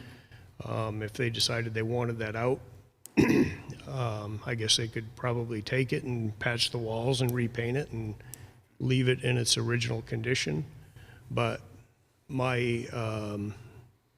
that's my belief is, I think it's paragraph or section 8 or 9, I forget the two, but that's what covers that reversion back to the These facility. are just questions that have been brought to me. Yeah. I can't think of all of these at the same time. That's impossible. But it's questions that were brought to me by people just wondering how it works. Well, we had 4 years of going back and forth with town council on this. So, I think between Jim, myself, again, Brewster looked at it, Kingswood looked at it. This was scrubbed and Scrubbed again. Okay. it was. Between Brewster and Kingswood, I bet you there was back and forth 8 times, I think, between them. So it got scrubbed. Thank you. So, anyway. Just one question I have, maybe Jim can answer. Has this been reviewed by town attorney and stuff yet? Or? He has it, yes. Yep. Because I know going from a 5-year to 40-year, there was a comment made that, we would do a 5-year lease, stuff like that. Was that how we got around it, by going lease agreement to extend it out to 40 years? So in order to go beyond 5 years, you can't do that as the board. It has to go to The voters? the voters. Okay. All right. Any other questions, comments? Motion to recommend. Want to move it to warrant first? Move it to warrant, yep. Second. Motion by Luke, second by Brian to move this to warrant. Any other discussion? All in favor? Aye. Opposed? Motion to recommend. Second. Motion by Brian, seconded by Luke to recommend. Any discussion? All in favor? Aye. 4-0. End of warrant articles. Yes, we're done. We do have a petition, one petition at this point, and so you're aware, the deadline for petitions is the 9th at 4 p.m. We have a meeting scheduled at 5 p.m. on the 9th in case we do receive one. The next item is, you have in front of you is the bid for the town report. Pretty self-explanatory, and it's the same vendor that we've been using, is the recommendation. Yep, we received 3 quotes. Country Press for $3,300, RC Brayshaw for $3,653, and Select Print Solutions at $36.69. Amy is recommending we go with Country Press for the $3,300, which is a low bid, and they've done it the last, what did I say, the last 3 years, 2 or 3 years anyway.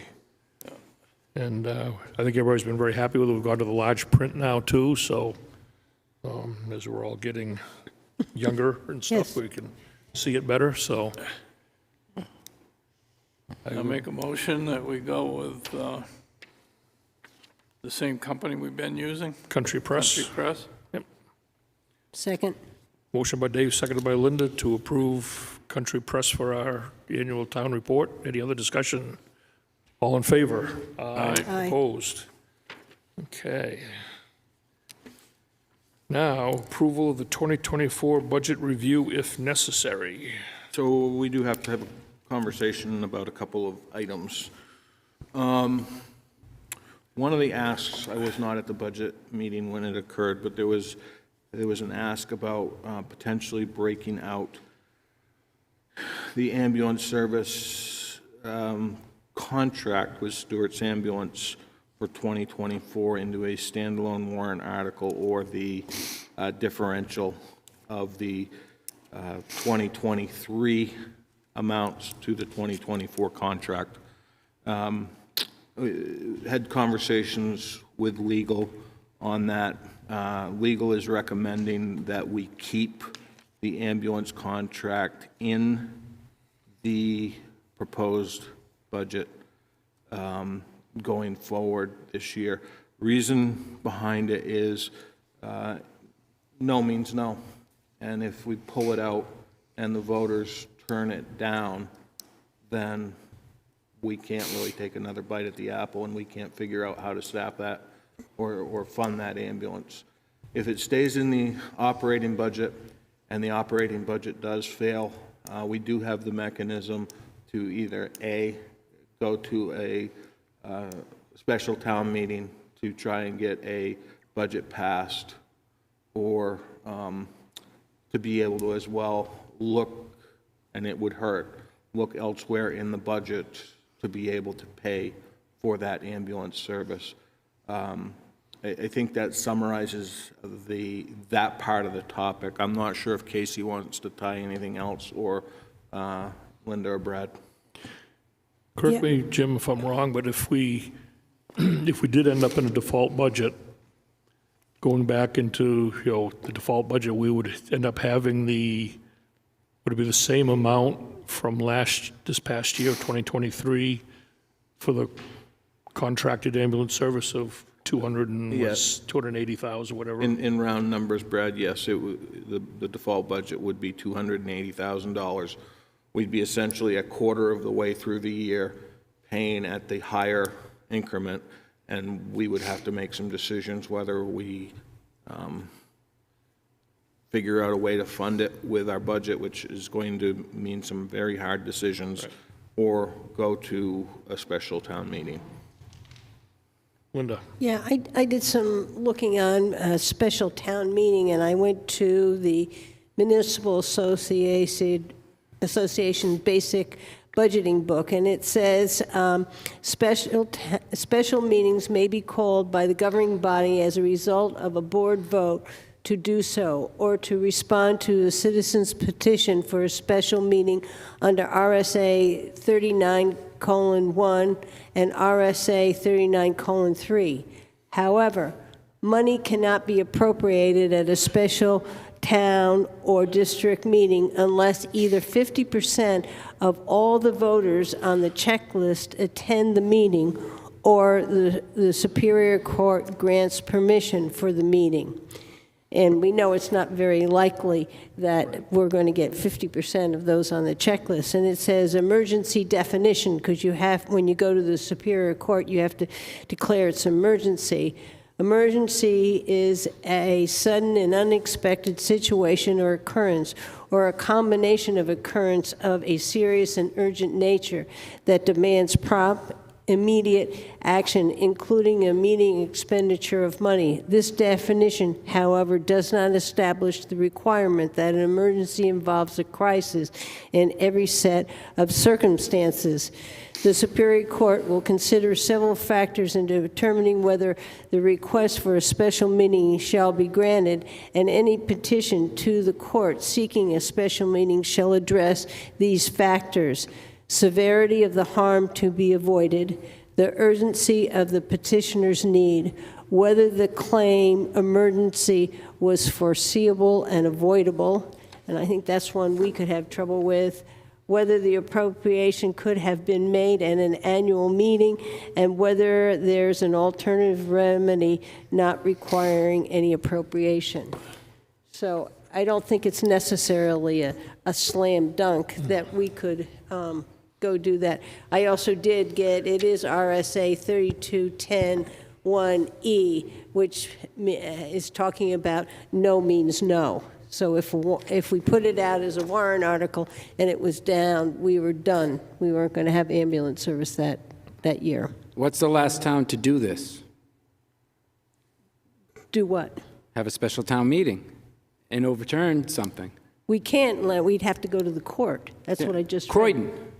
Croydon, New Hampshire had half of their school budget cut by their Board of Selectmen. They had a special town meeting. They had 14 or 18 people that came to their first, or 24 that came to their first town meeting. Their school budget was cut in half.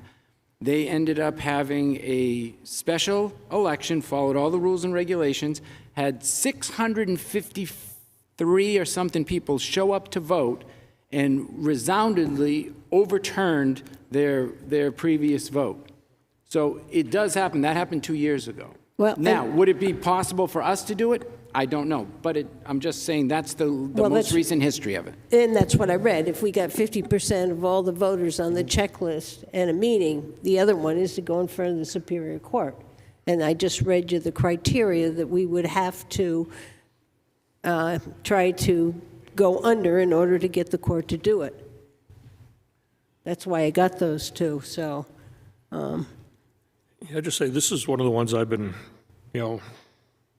riding the fence on here. I know when we first discussed it, that idea came up of doing it as a warrant article, being able to reduce the budget by $700,000, put it in a warrant article for the people to vote on it. I thought that was, at first I thought that was a great idea, because I really, in my mind, have a feeling that the town voters are going to support an ambulance service in town, and they're just not going to let an ambulance service go, and that would also be a measuring stick for the support that the town would have for it. But then when I hear the town attorneys, no means no, and if something did happen and it got voted down, then we're basically up the creek. We have no way of funding an ambulance service for our citizens here in town, so. I did draft a warrant article just to get a feeling of what we would have to say, and to see if the town would vote to raise and appropriate the sum of $750,000 for the purpose of contracting with Stewart's Ambulance Service to provide all the town's ambulance service in 2024 with 2 ambulance 24/7, 365. I mean, I think it would have to be something worded like that, so they knew that this was all. If we had one ambulance already in the default budget, wouldn't we have to only have a warrant article to appropriate one more ambulance and fill out the rest of the contract? This is just one I wrote up. We could do all sorts of other things. I was just writing one to get a feeling. I don't think this is wise for us, but I was trying to say, okay, how would we word it? What would it be like? What would we be asking? And I think that's the kind of wording we'd be asking. Could we get 50% of the voters to vote in favor of that? That's all you need.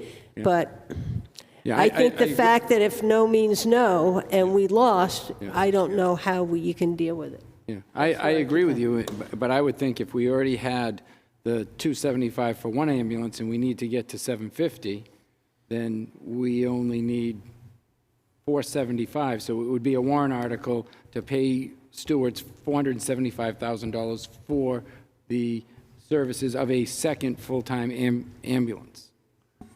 I don't know the logistics, whether, since it wasn't a warrant article, whether you'd have to do the whole budget. I'm not sure. I believe the,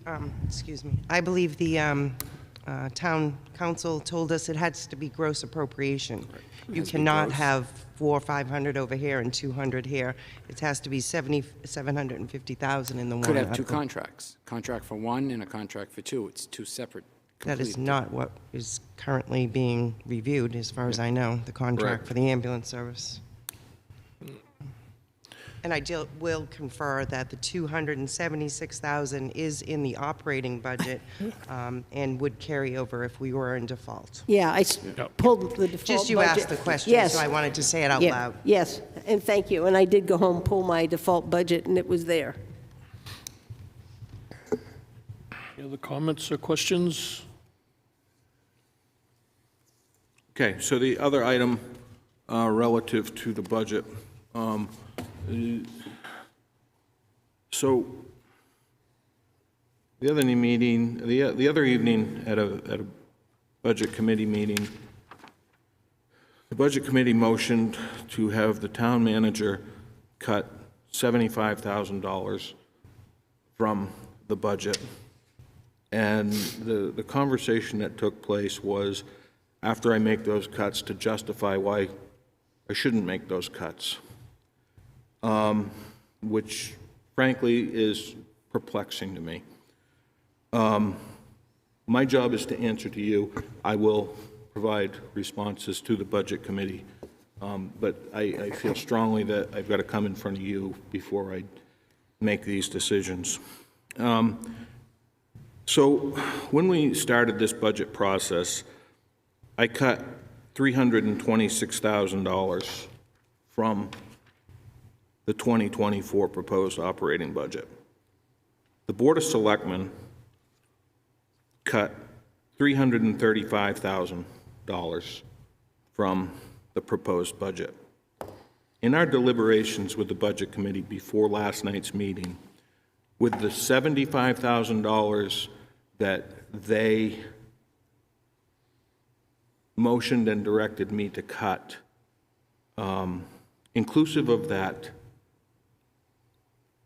they have made $83,000 worth of cuts, with $75,000 of those to come from me. Now, they did make some cuts the other night, and I went through and I did make $86,154 worth of cuts to the budget. Those are sitting in front of you. There are a couple cuts in there that are frankly position statements from me, because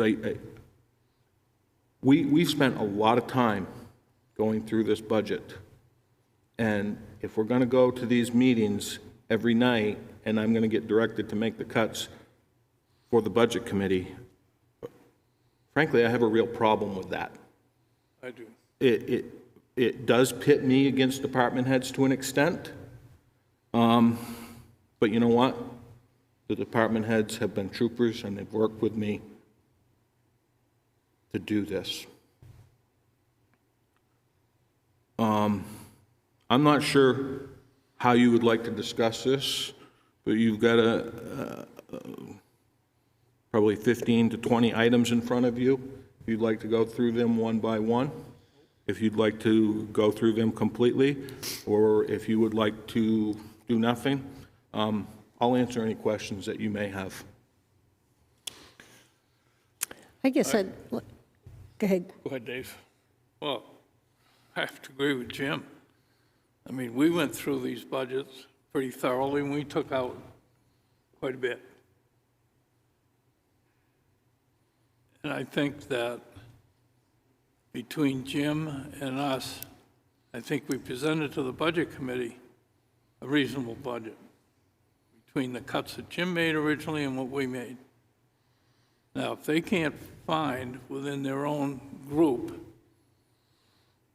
areas that they feel should be cut, I don't think Jim should be told to cut $75,000 more out of the budget. I think that's up to them. That's my opinion, and I don't think Jim should have to be put into that position. We certainly didn't ask him to. Right at the beginning, he took his cuts of 300 plus, and we did 300 plus. Now they're telling him to take another 75. I don't think that's fair to him.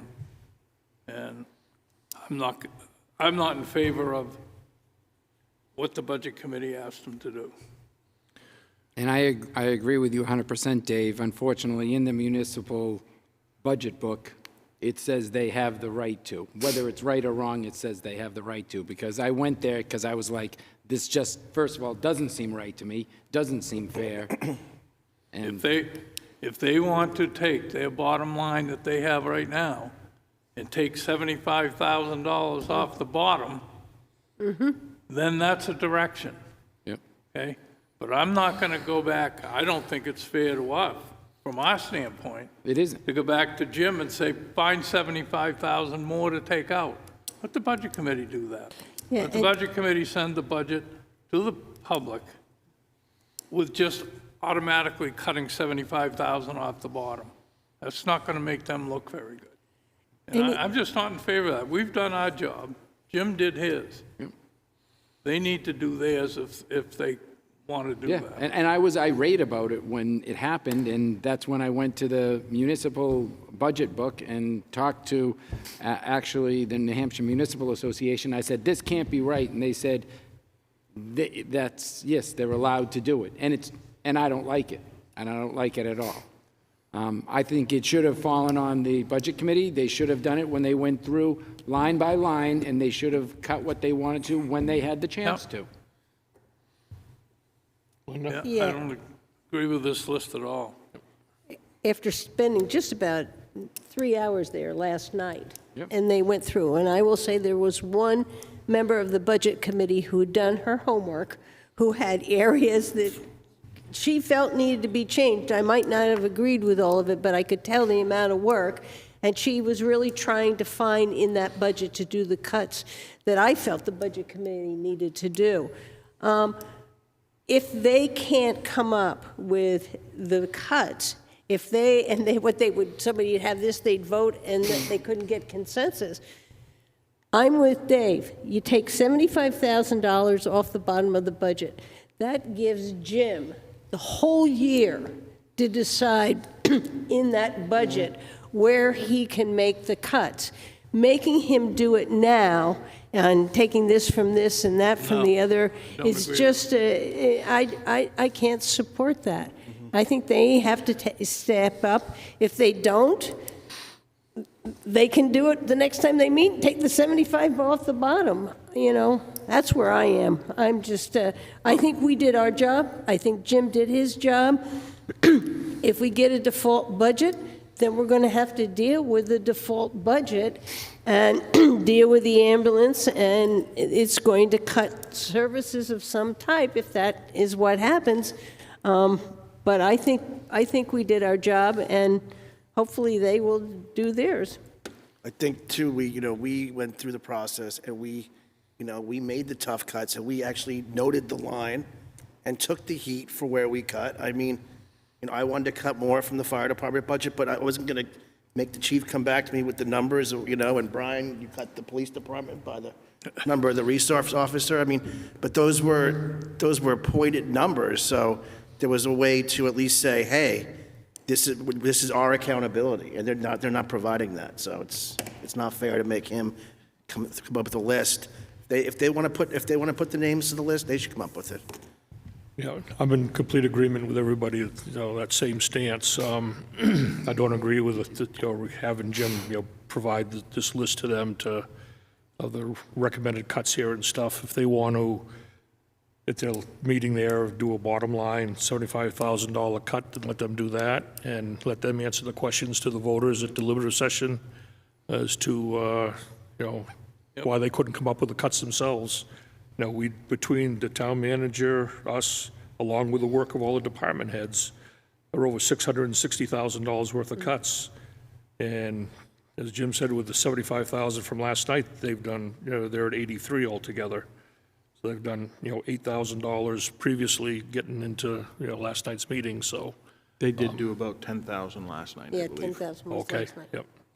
So, yeah, I'm in complete agreement just to put this back onto the budget committee, let them do what they want. If they want to do it on a bottom line cut, let them do it and answer the questions. I'd like to make a technical point. Agreeing or not disagreeing is not my job here.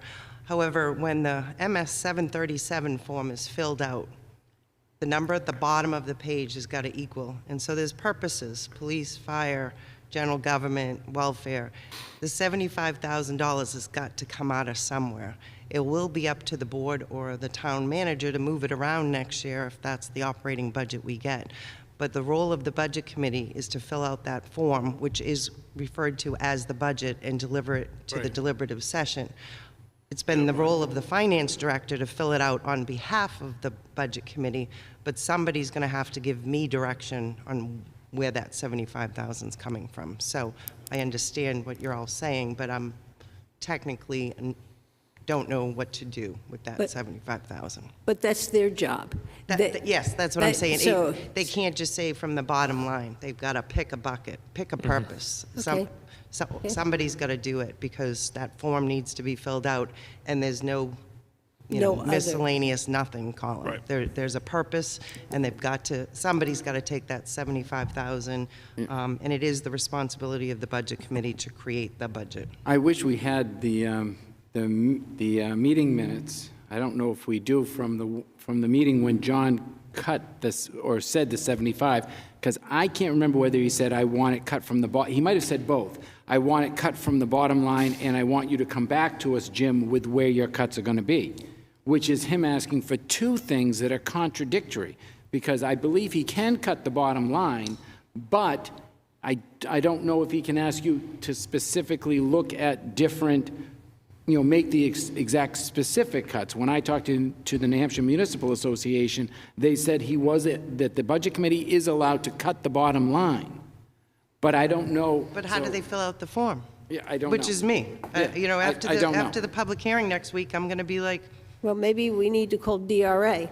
Yep, And I think we do.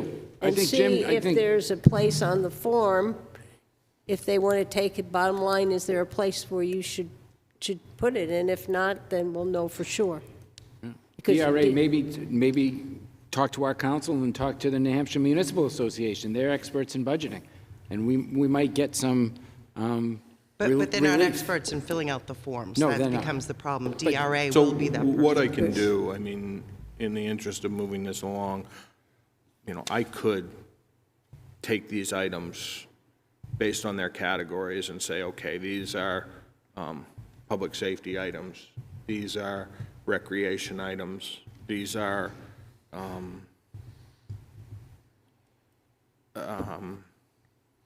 executive items. But again, I mean, there are some numbers here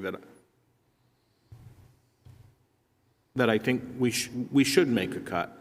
For example, that $29,000 one.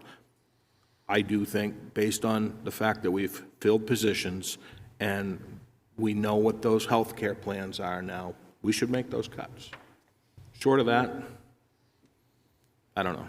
I don't have any problem making that health insurance cut on your recommendation that we don't need it because we've hired somebody else. I can deal with that, and I'd have no trouble doing that. In fact, I'll make that a motion as we remove, what is it, 29,000 Yep. even? Yep. 29,000. Yeah, even from, get the line here, from 01-41550-210, health insurance, $29,000. Second. Motion and a second to remove the $29,000 health insurance line item. Any other discussion? All in favor? Aye. Opposed? That's it, as far as I'm concerned. Can move the first. There's about, 35-40% of it for them, and Let them deal with the rest. let them deal with the rest. I agree, Dave. Any other discussion? Nope. All right. Thank you, Jim. Other business. I have some other business. House Bill 1479, and efforts to limit towns' ability to budget for legislative advocacy. So what we have here is we have a bill that has been signed already by Meredith, Dunbarton, and Newton, New Hampshire, and they've submitted letters to the state and to their representatives and senators. Dover and Rochester councils are considering submitting similar letters.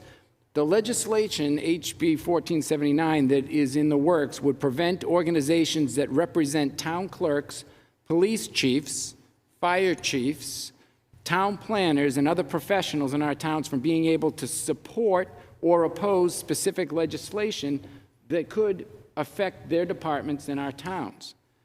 It would prevent the New Hampshire Municipal Association from providing valuable information to the legislature and leave the legislature without the ability to rely on the expertise when considering legislation. And worse, it could impose criminal penalties on individuals like our fire chief, our police chief, and our town clerk, who and other individuals, those type of organizations trying to help legislators who want to ask them questions even about bargaining agreements, about things to do with their departments. It's not a good bill. It's being sponsored by 3 individuals that do not have a history of sponsoring bills that either pass or support our communities.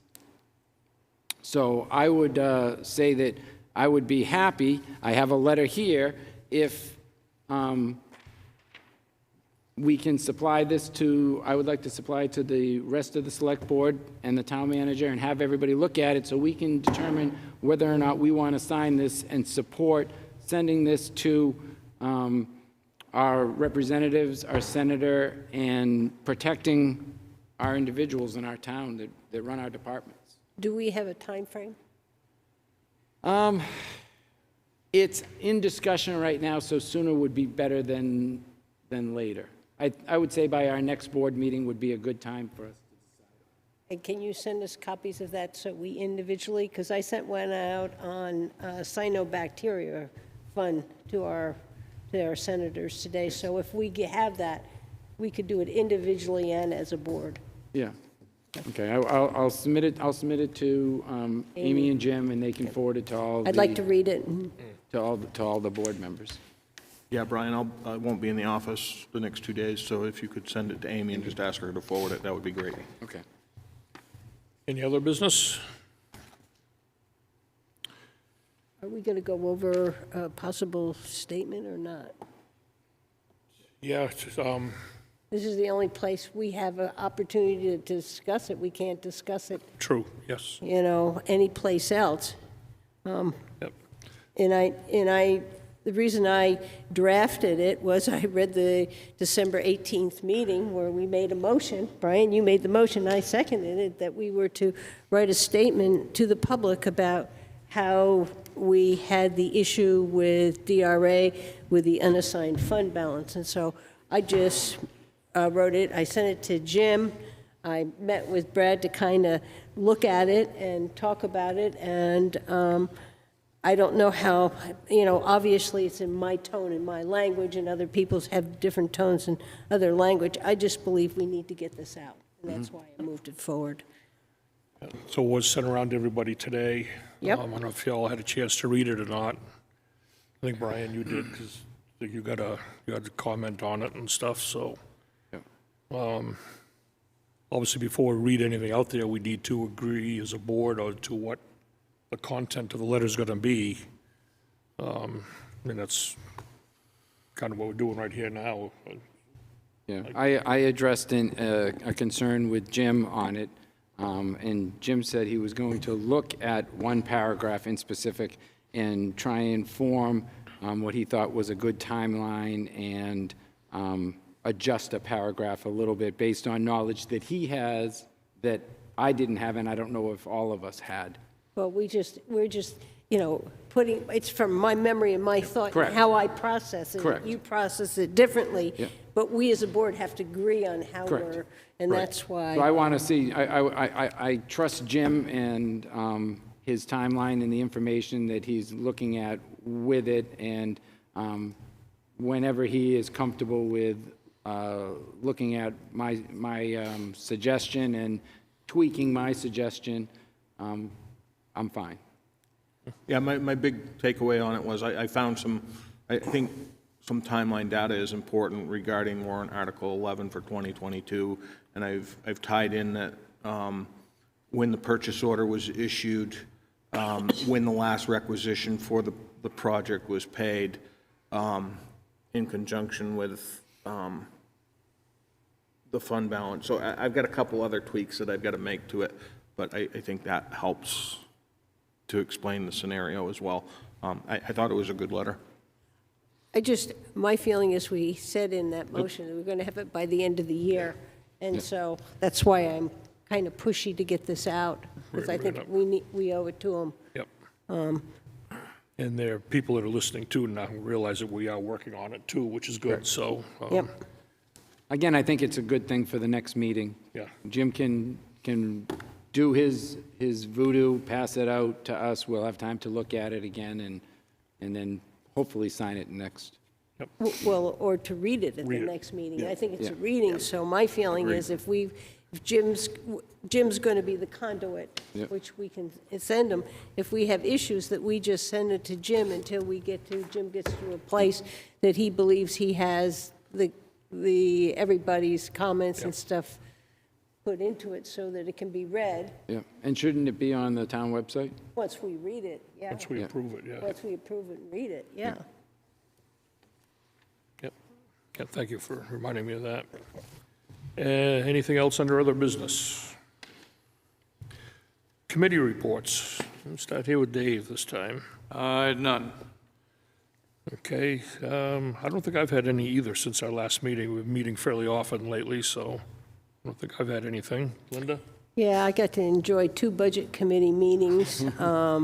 I did a library trustee meeting and a Friends of Pop Whalen, but I want to kind of report, give you some statistics on last night, Wolfeboro. It was a real success. We had gorgeous weather. People were all over town. Up here in the Great Hall, from 11 to 1, we had 216 people.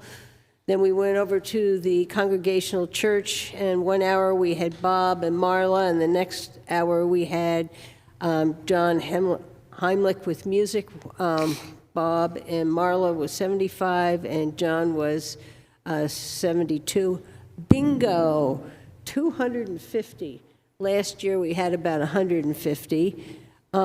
The rink at Brewster, the outside rink, they did not have ice, so we had rented an hour over at Pop Whalen. We had 175 people there, and we rented 10 pairs of skates. We came back here, and we had Wildlife Encounters, which had about 367 people in and out. Carol Ramsey Band had about 170. That was 1,325.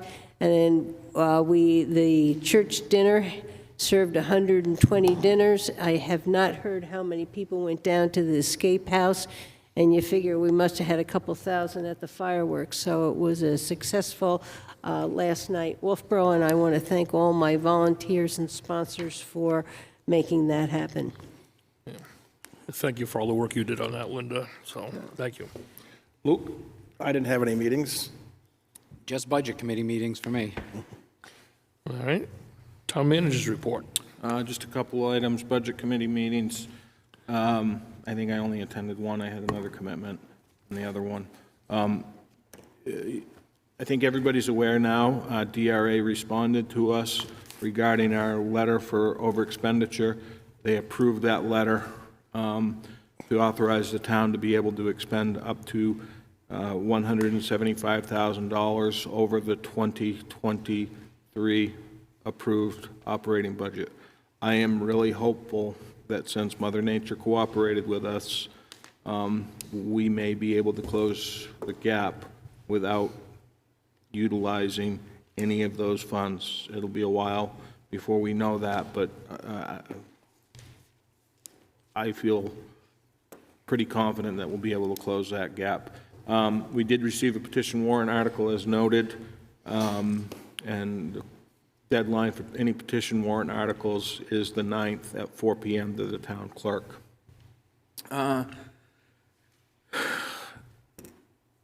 Brad shared some news with me. We had a contractor online for us to be able to do some work at the MED building to conduct our sewer pump station inspections and to do an inspection and make recommendations for the Libby Museum. Unfortunately, not going to be able to perform that work for us, so we're going to have to put out an RFP for other inspection services. Bergeron is simply booked up with a massive project and is not able to commit to us.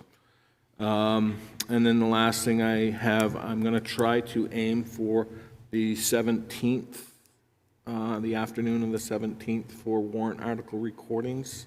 Does that work for the board? 17th? The 17th. It would be a Wednesday. We would have a meeting at 6:30 that night. Now, he did say, like you must got the same email I got, you could do it here. That's what we did last year, and it worked quite well. Yeah. Lot And easier. the timing works out better, too, of working around the school, kids getting out and Yep. stuff. I thought it worked quite well, too, so 17th during the day work for everybody else? It's a little tough. I will be, my wife will be out of town that week, so it is a little tough. If it works for everybody else, I'll make it work. The hard part is the following week, we have elections, so this place is going to be set up for elections and breakdown and all that good stuff. Right. So I think that's usually the week we do it. that's the week we do it. Yeah. Yeah, Okay. yeah. All right, I'll have to make it work. What time do you want to do it? I'll check with Timothy, but I'd like to shoot for probably 2:30, 3 o'clock, if that works for you. Then I think, we can probably do something in between if you wanted to. Can we do it before at get 1? to the meeting. Can we do it at 1? I could shoot for that, absolutely. That would help me out. 1 then. o'clock? Yeah. All right. Okay. Is earlier better, Brian? For me, yeah, one's good. Okay. One's That's good. what I'll aim for. Gives everybody lunchtime and then afterwards, and give me a little break to get things done before we start at 6:30. Okay, And that is all that I have. all right. Questions from the press? I do not see Alyssa on this evening. Okay. Public input?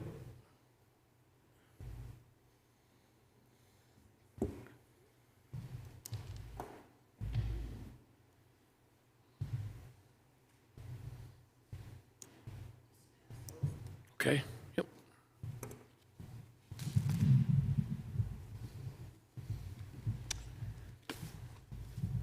Well, I think I can tie this in nicely with the letter that Jim's going to be working on that's going to the press about the $500,000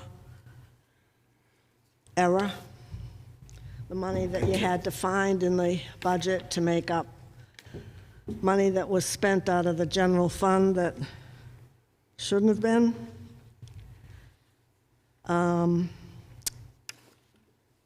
It's going to have to be quite a letter to convince me what happened.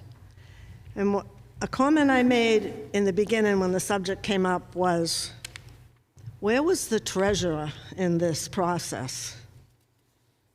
It seems that we're cheapened out on a treasurer. We got a part-time treasurer that's probably underpaid. I don't know, I gotta say, I didn't know, and I don't know if you all know the importance of the treasurer. The role of the treasurer is mandated by the state. RSA 4127, the responsibilities, the custody, and the deposits, and the disbursements of all town funds. So when somebody walked in with that $2 million check, where'd it go? Who took it? Who held it? Who processed it? Who said, don't put it in 22 because we're not going to cash it till 23? And the agreement was they pay in 22, but at any rate, the issue that I have is that there was a step missed. Maybe it wasn't, but it appears that it was. And even if I'm wrong, I think it's important we talk about the role of the treasurer. It seems as though that it's morphed out into our financial director. And I know there was an issue when John Burt was here and we got a new financial director, old school meets new school. So I don't know where we are with that, but I think it's really important for this board to learn the mechanism.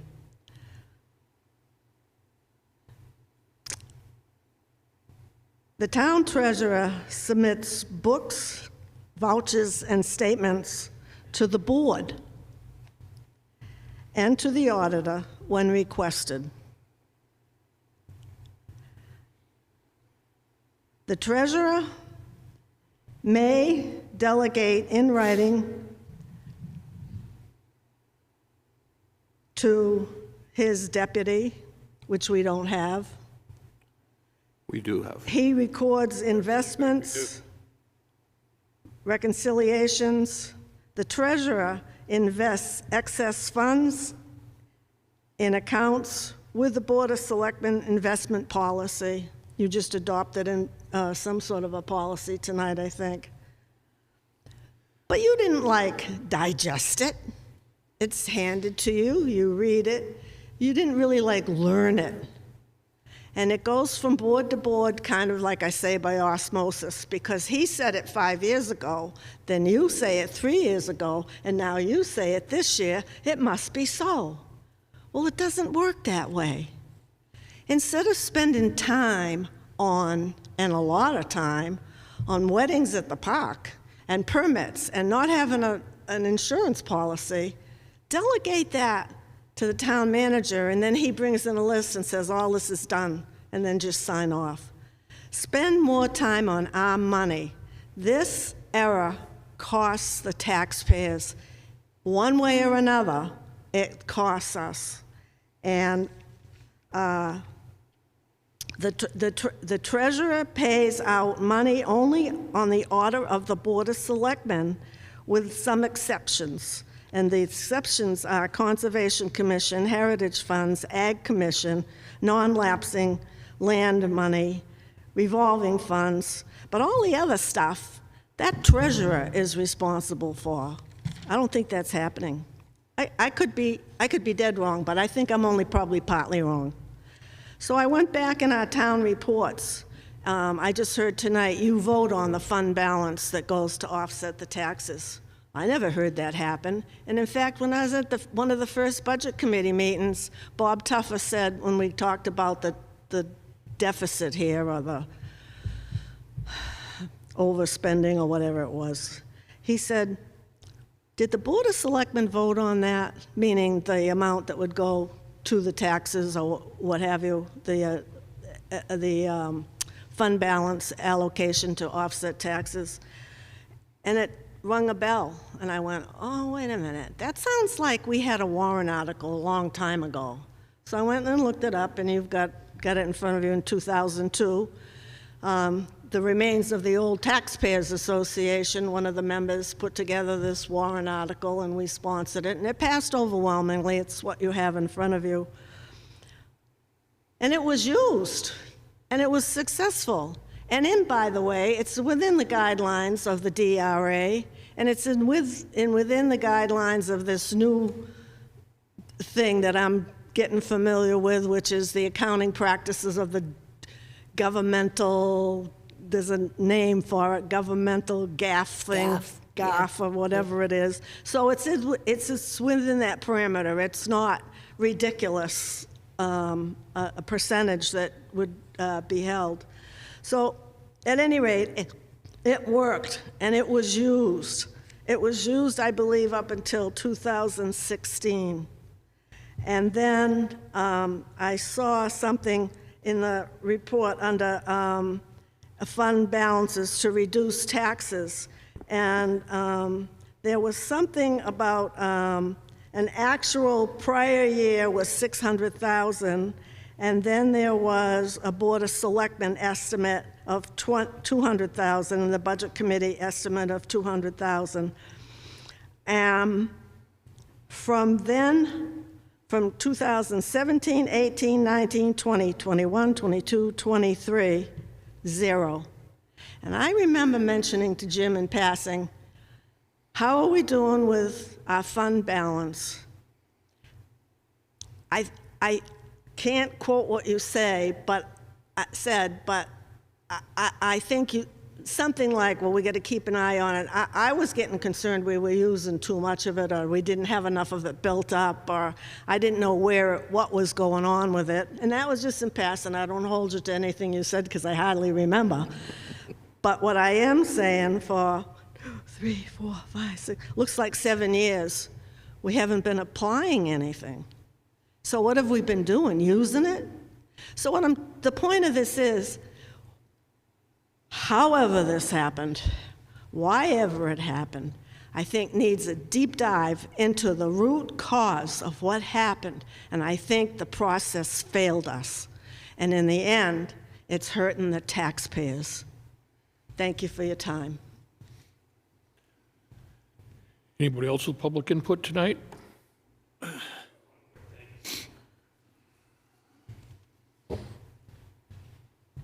you go on the town website, you guys got like news. Well, you hit it, it says about the public hearing, but it only has listed that you'd be considering increasing the disposal fees, and then you got to go to another, you got to hit another page, meetings, to get the agenda. It's sort of deceiving. Like if you hit that news, you think the only thing at the public hearing tonight is the disposal. Okay. I don't know who sets up the site, but maybe put a little more information so it doesn't sound like the meeting was just about the fee increase for the dump. That's all. Okay, all right, thanks, Jody. Casey? The Board of Selectmen appointed a treasurer 2 years ago. That man is a retired CPA. He's worked over 20 years. He knows what he's doing. He's in here at least once, if not twice a week. He spends 4, 5, 6 hours. He gives the Board of Selectmen monthly reports. The statements are open for you to look at. Of what I heard today, for compliance issues, he is on board with all of that. He's in charge of watching money come in, watching money go out. In that folder right there, until the board signs off on the manifest, none of the bills are getting paid this week from the treasurer.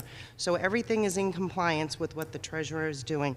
I'd like to offer him to come here and reintroduce him, because you did meet him 2 years ago. But one misconception here is that the treasurer is in charge of cash investing. He's not in charge of appropriations. Appropriations are budgets, and whether we overspend, underspend, that is management. Management is the selectman, the town manager, and the department heads. I would be more than happy to train, tutorial. We could get NHMA here to explain the difference between cash and appropriations. I'd be more than happy to do a deep dive with whoever in this forum, in a workshop, whatever you want. There's no misapplying of money here. It is all appropriations and budgeting and timing issues. I would like to clear the air, and I can't wait till the letter is put out. So thank you for your time. Thanks, Casey. Okay, anybody else? Make a motion, we go into non-public? Second. Motion and second to go to non-public. All in favor? Aye. Aye. Thank you, everybody.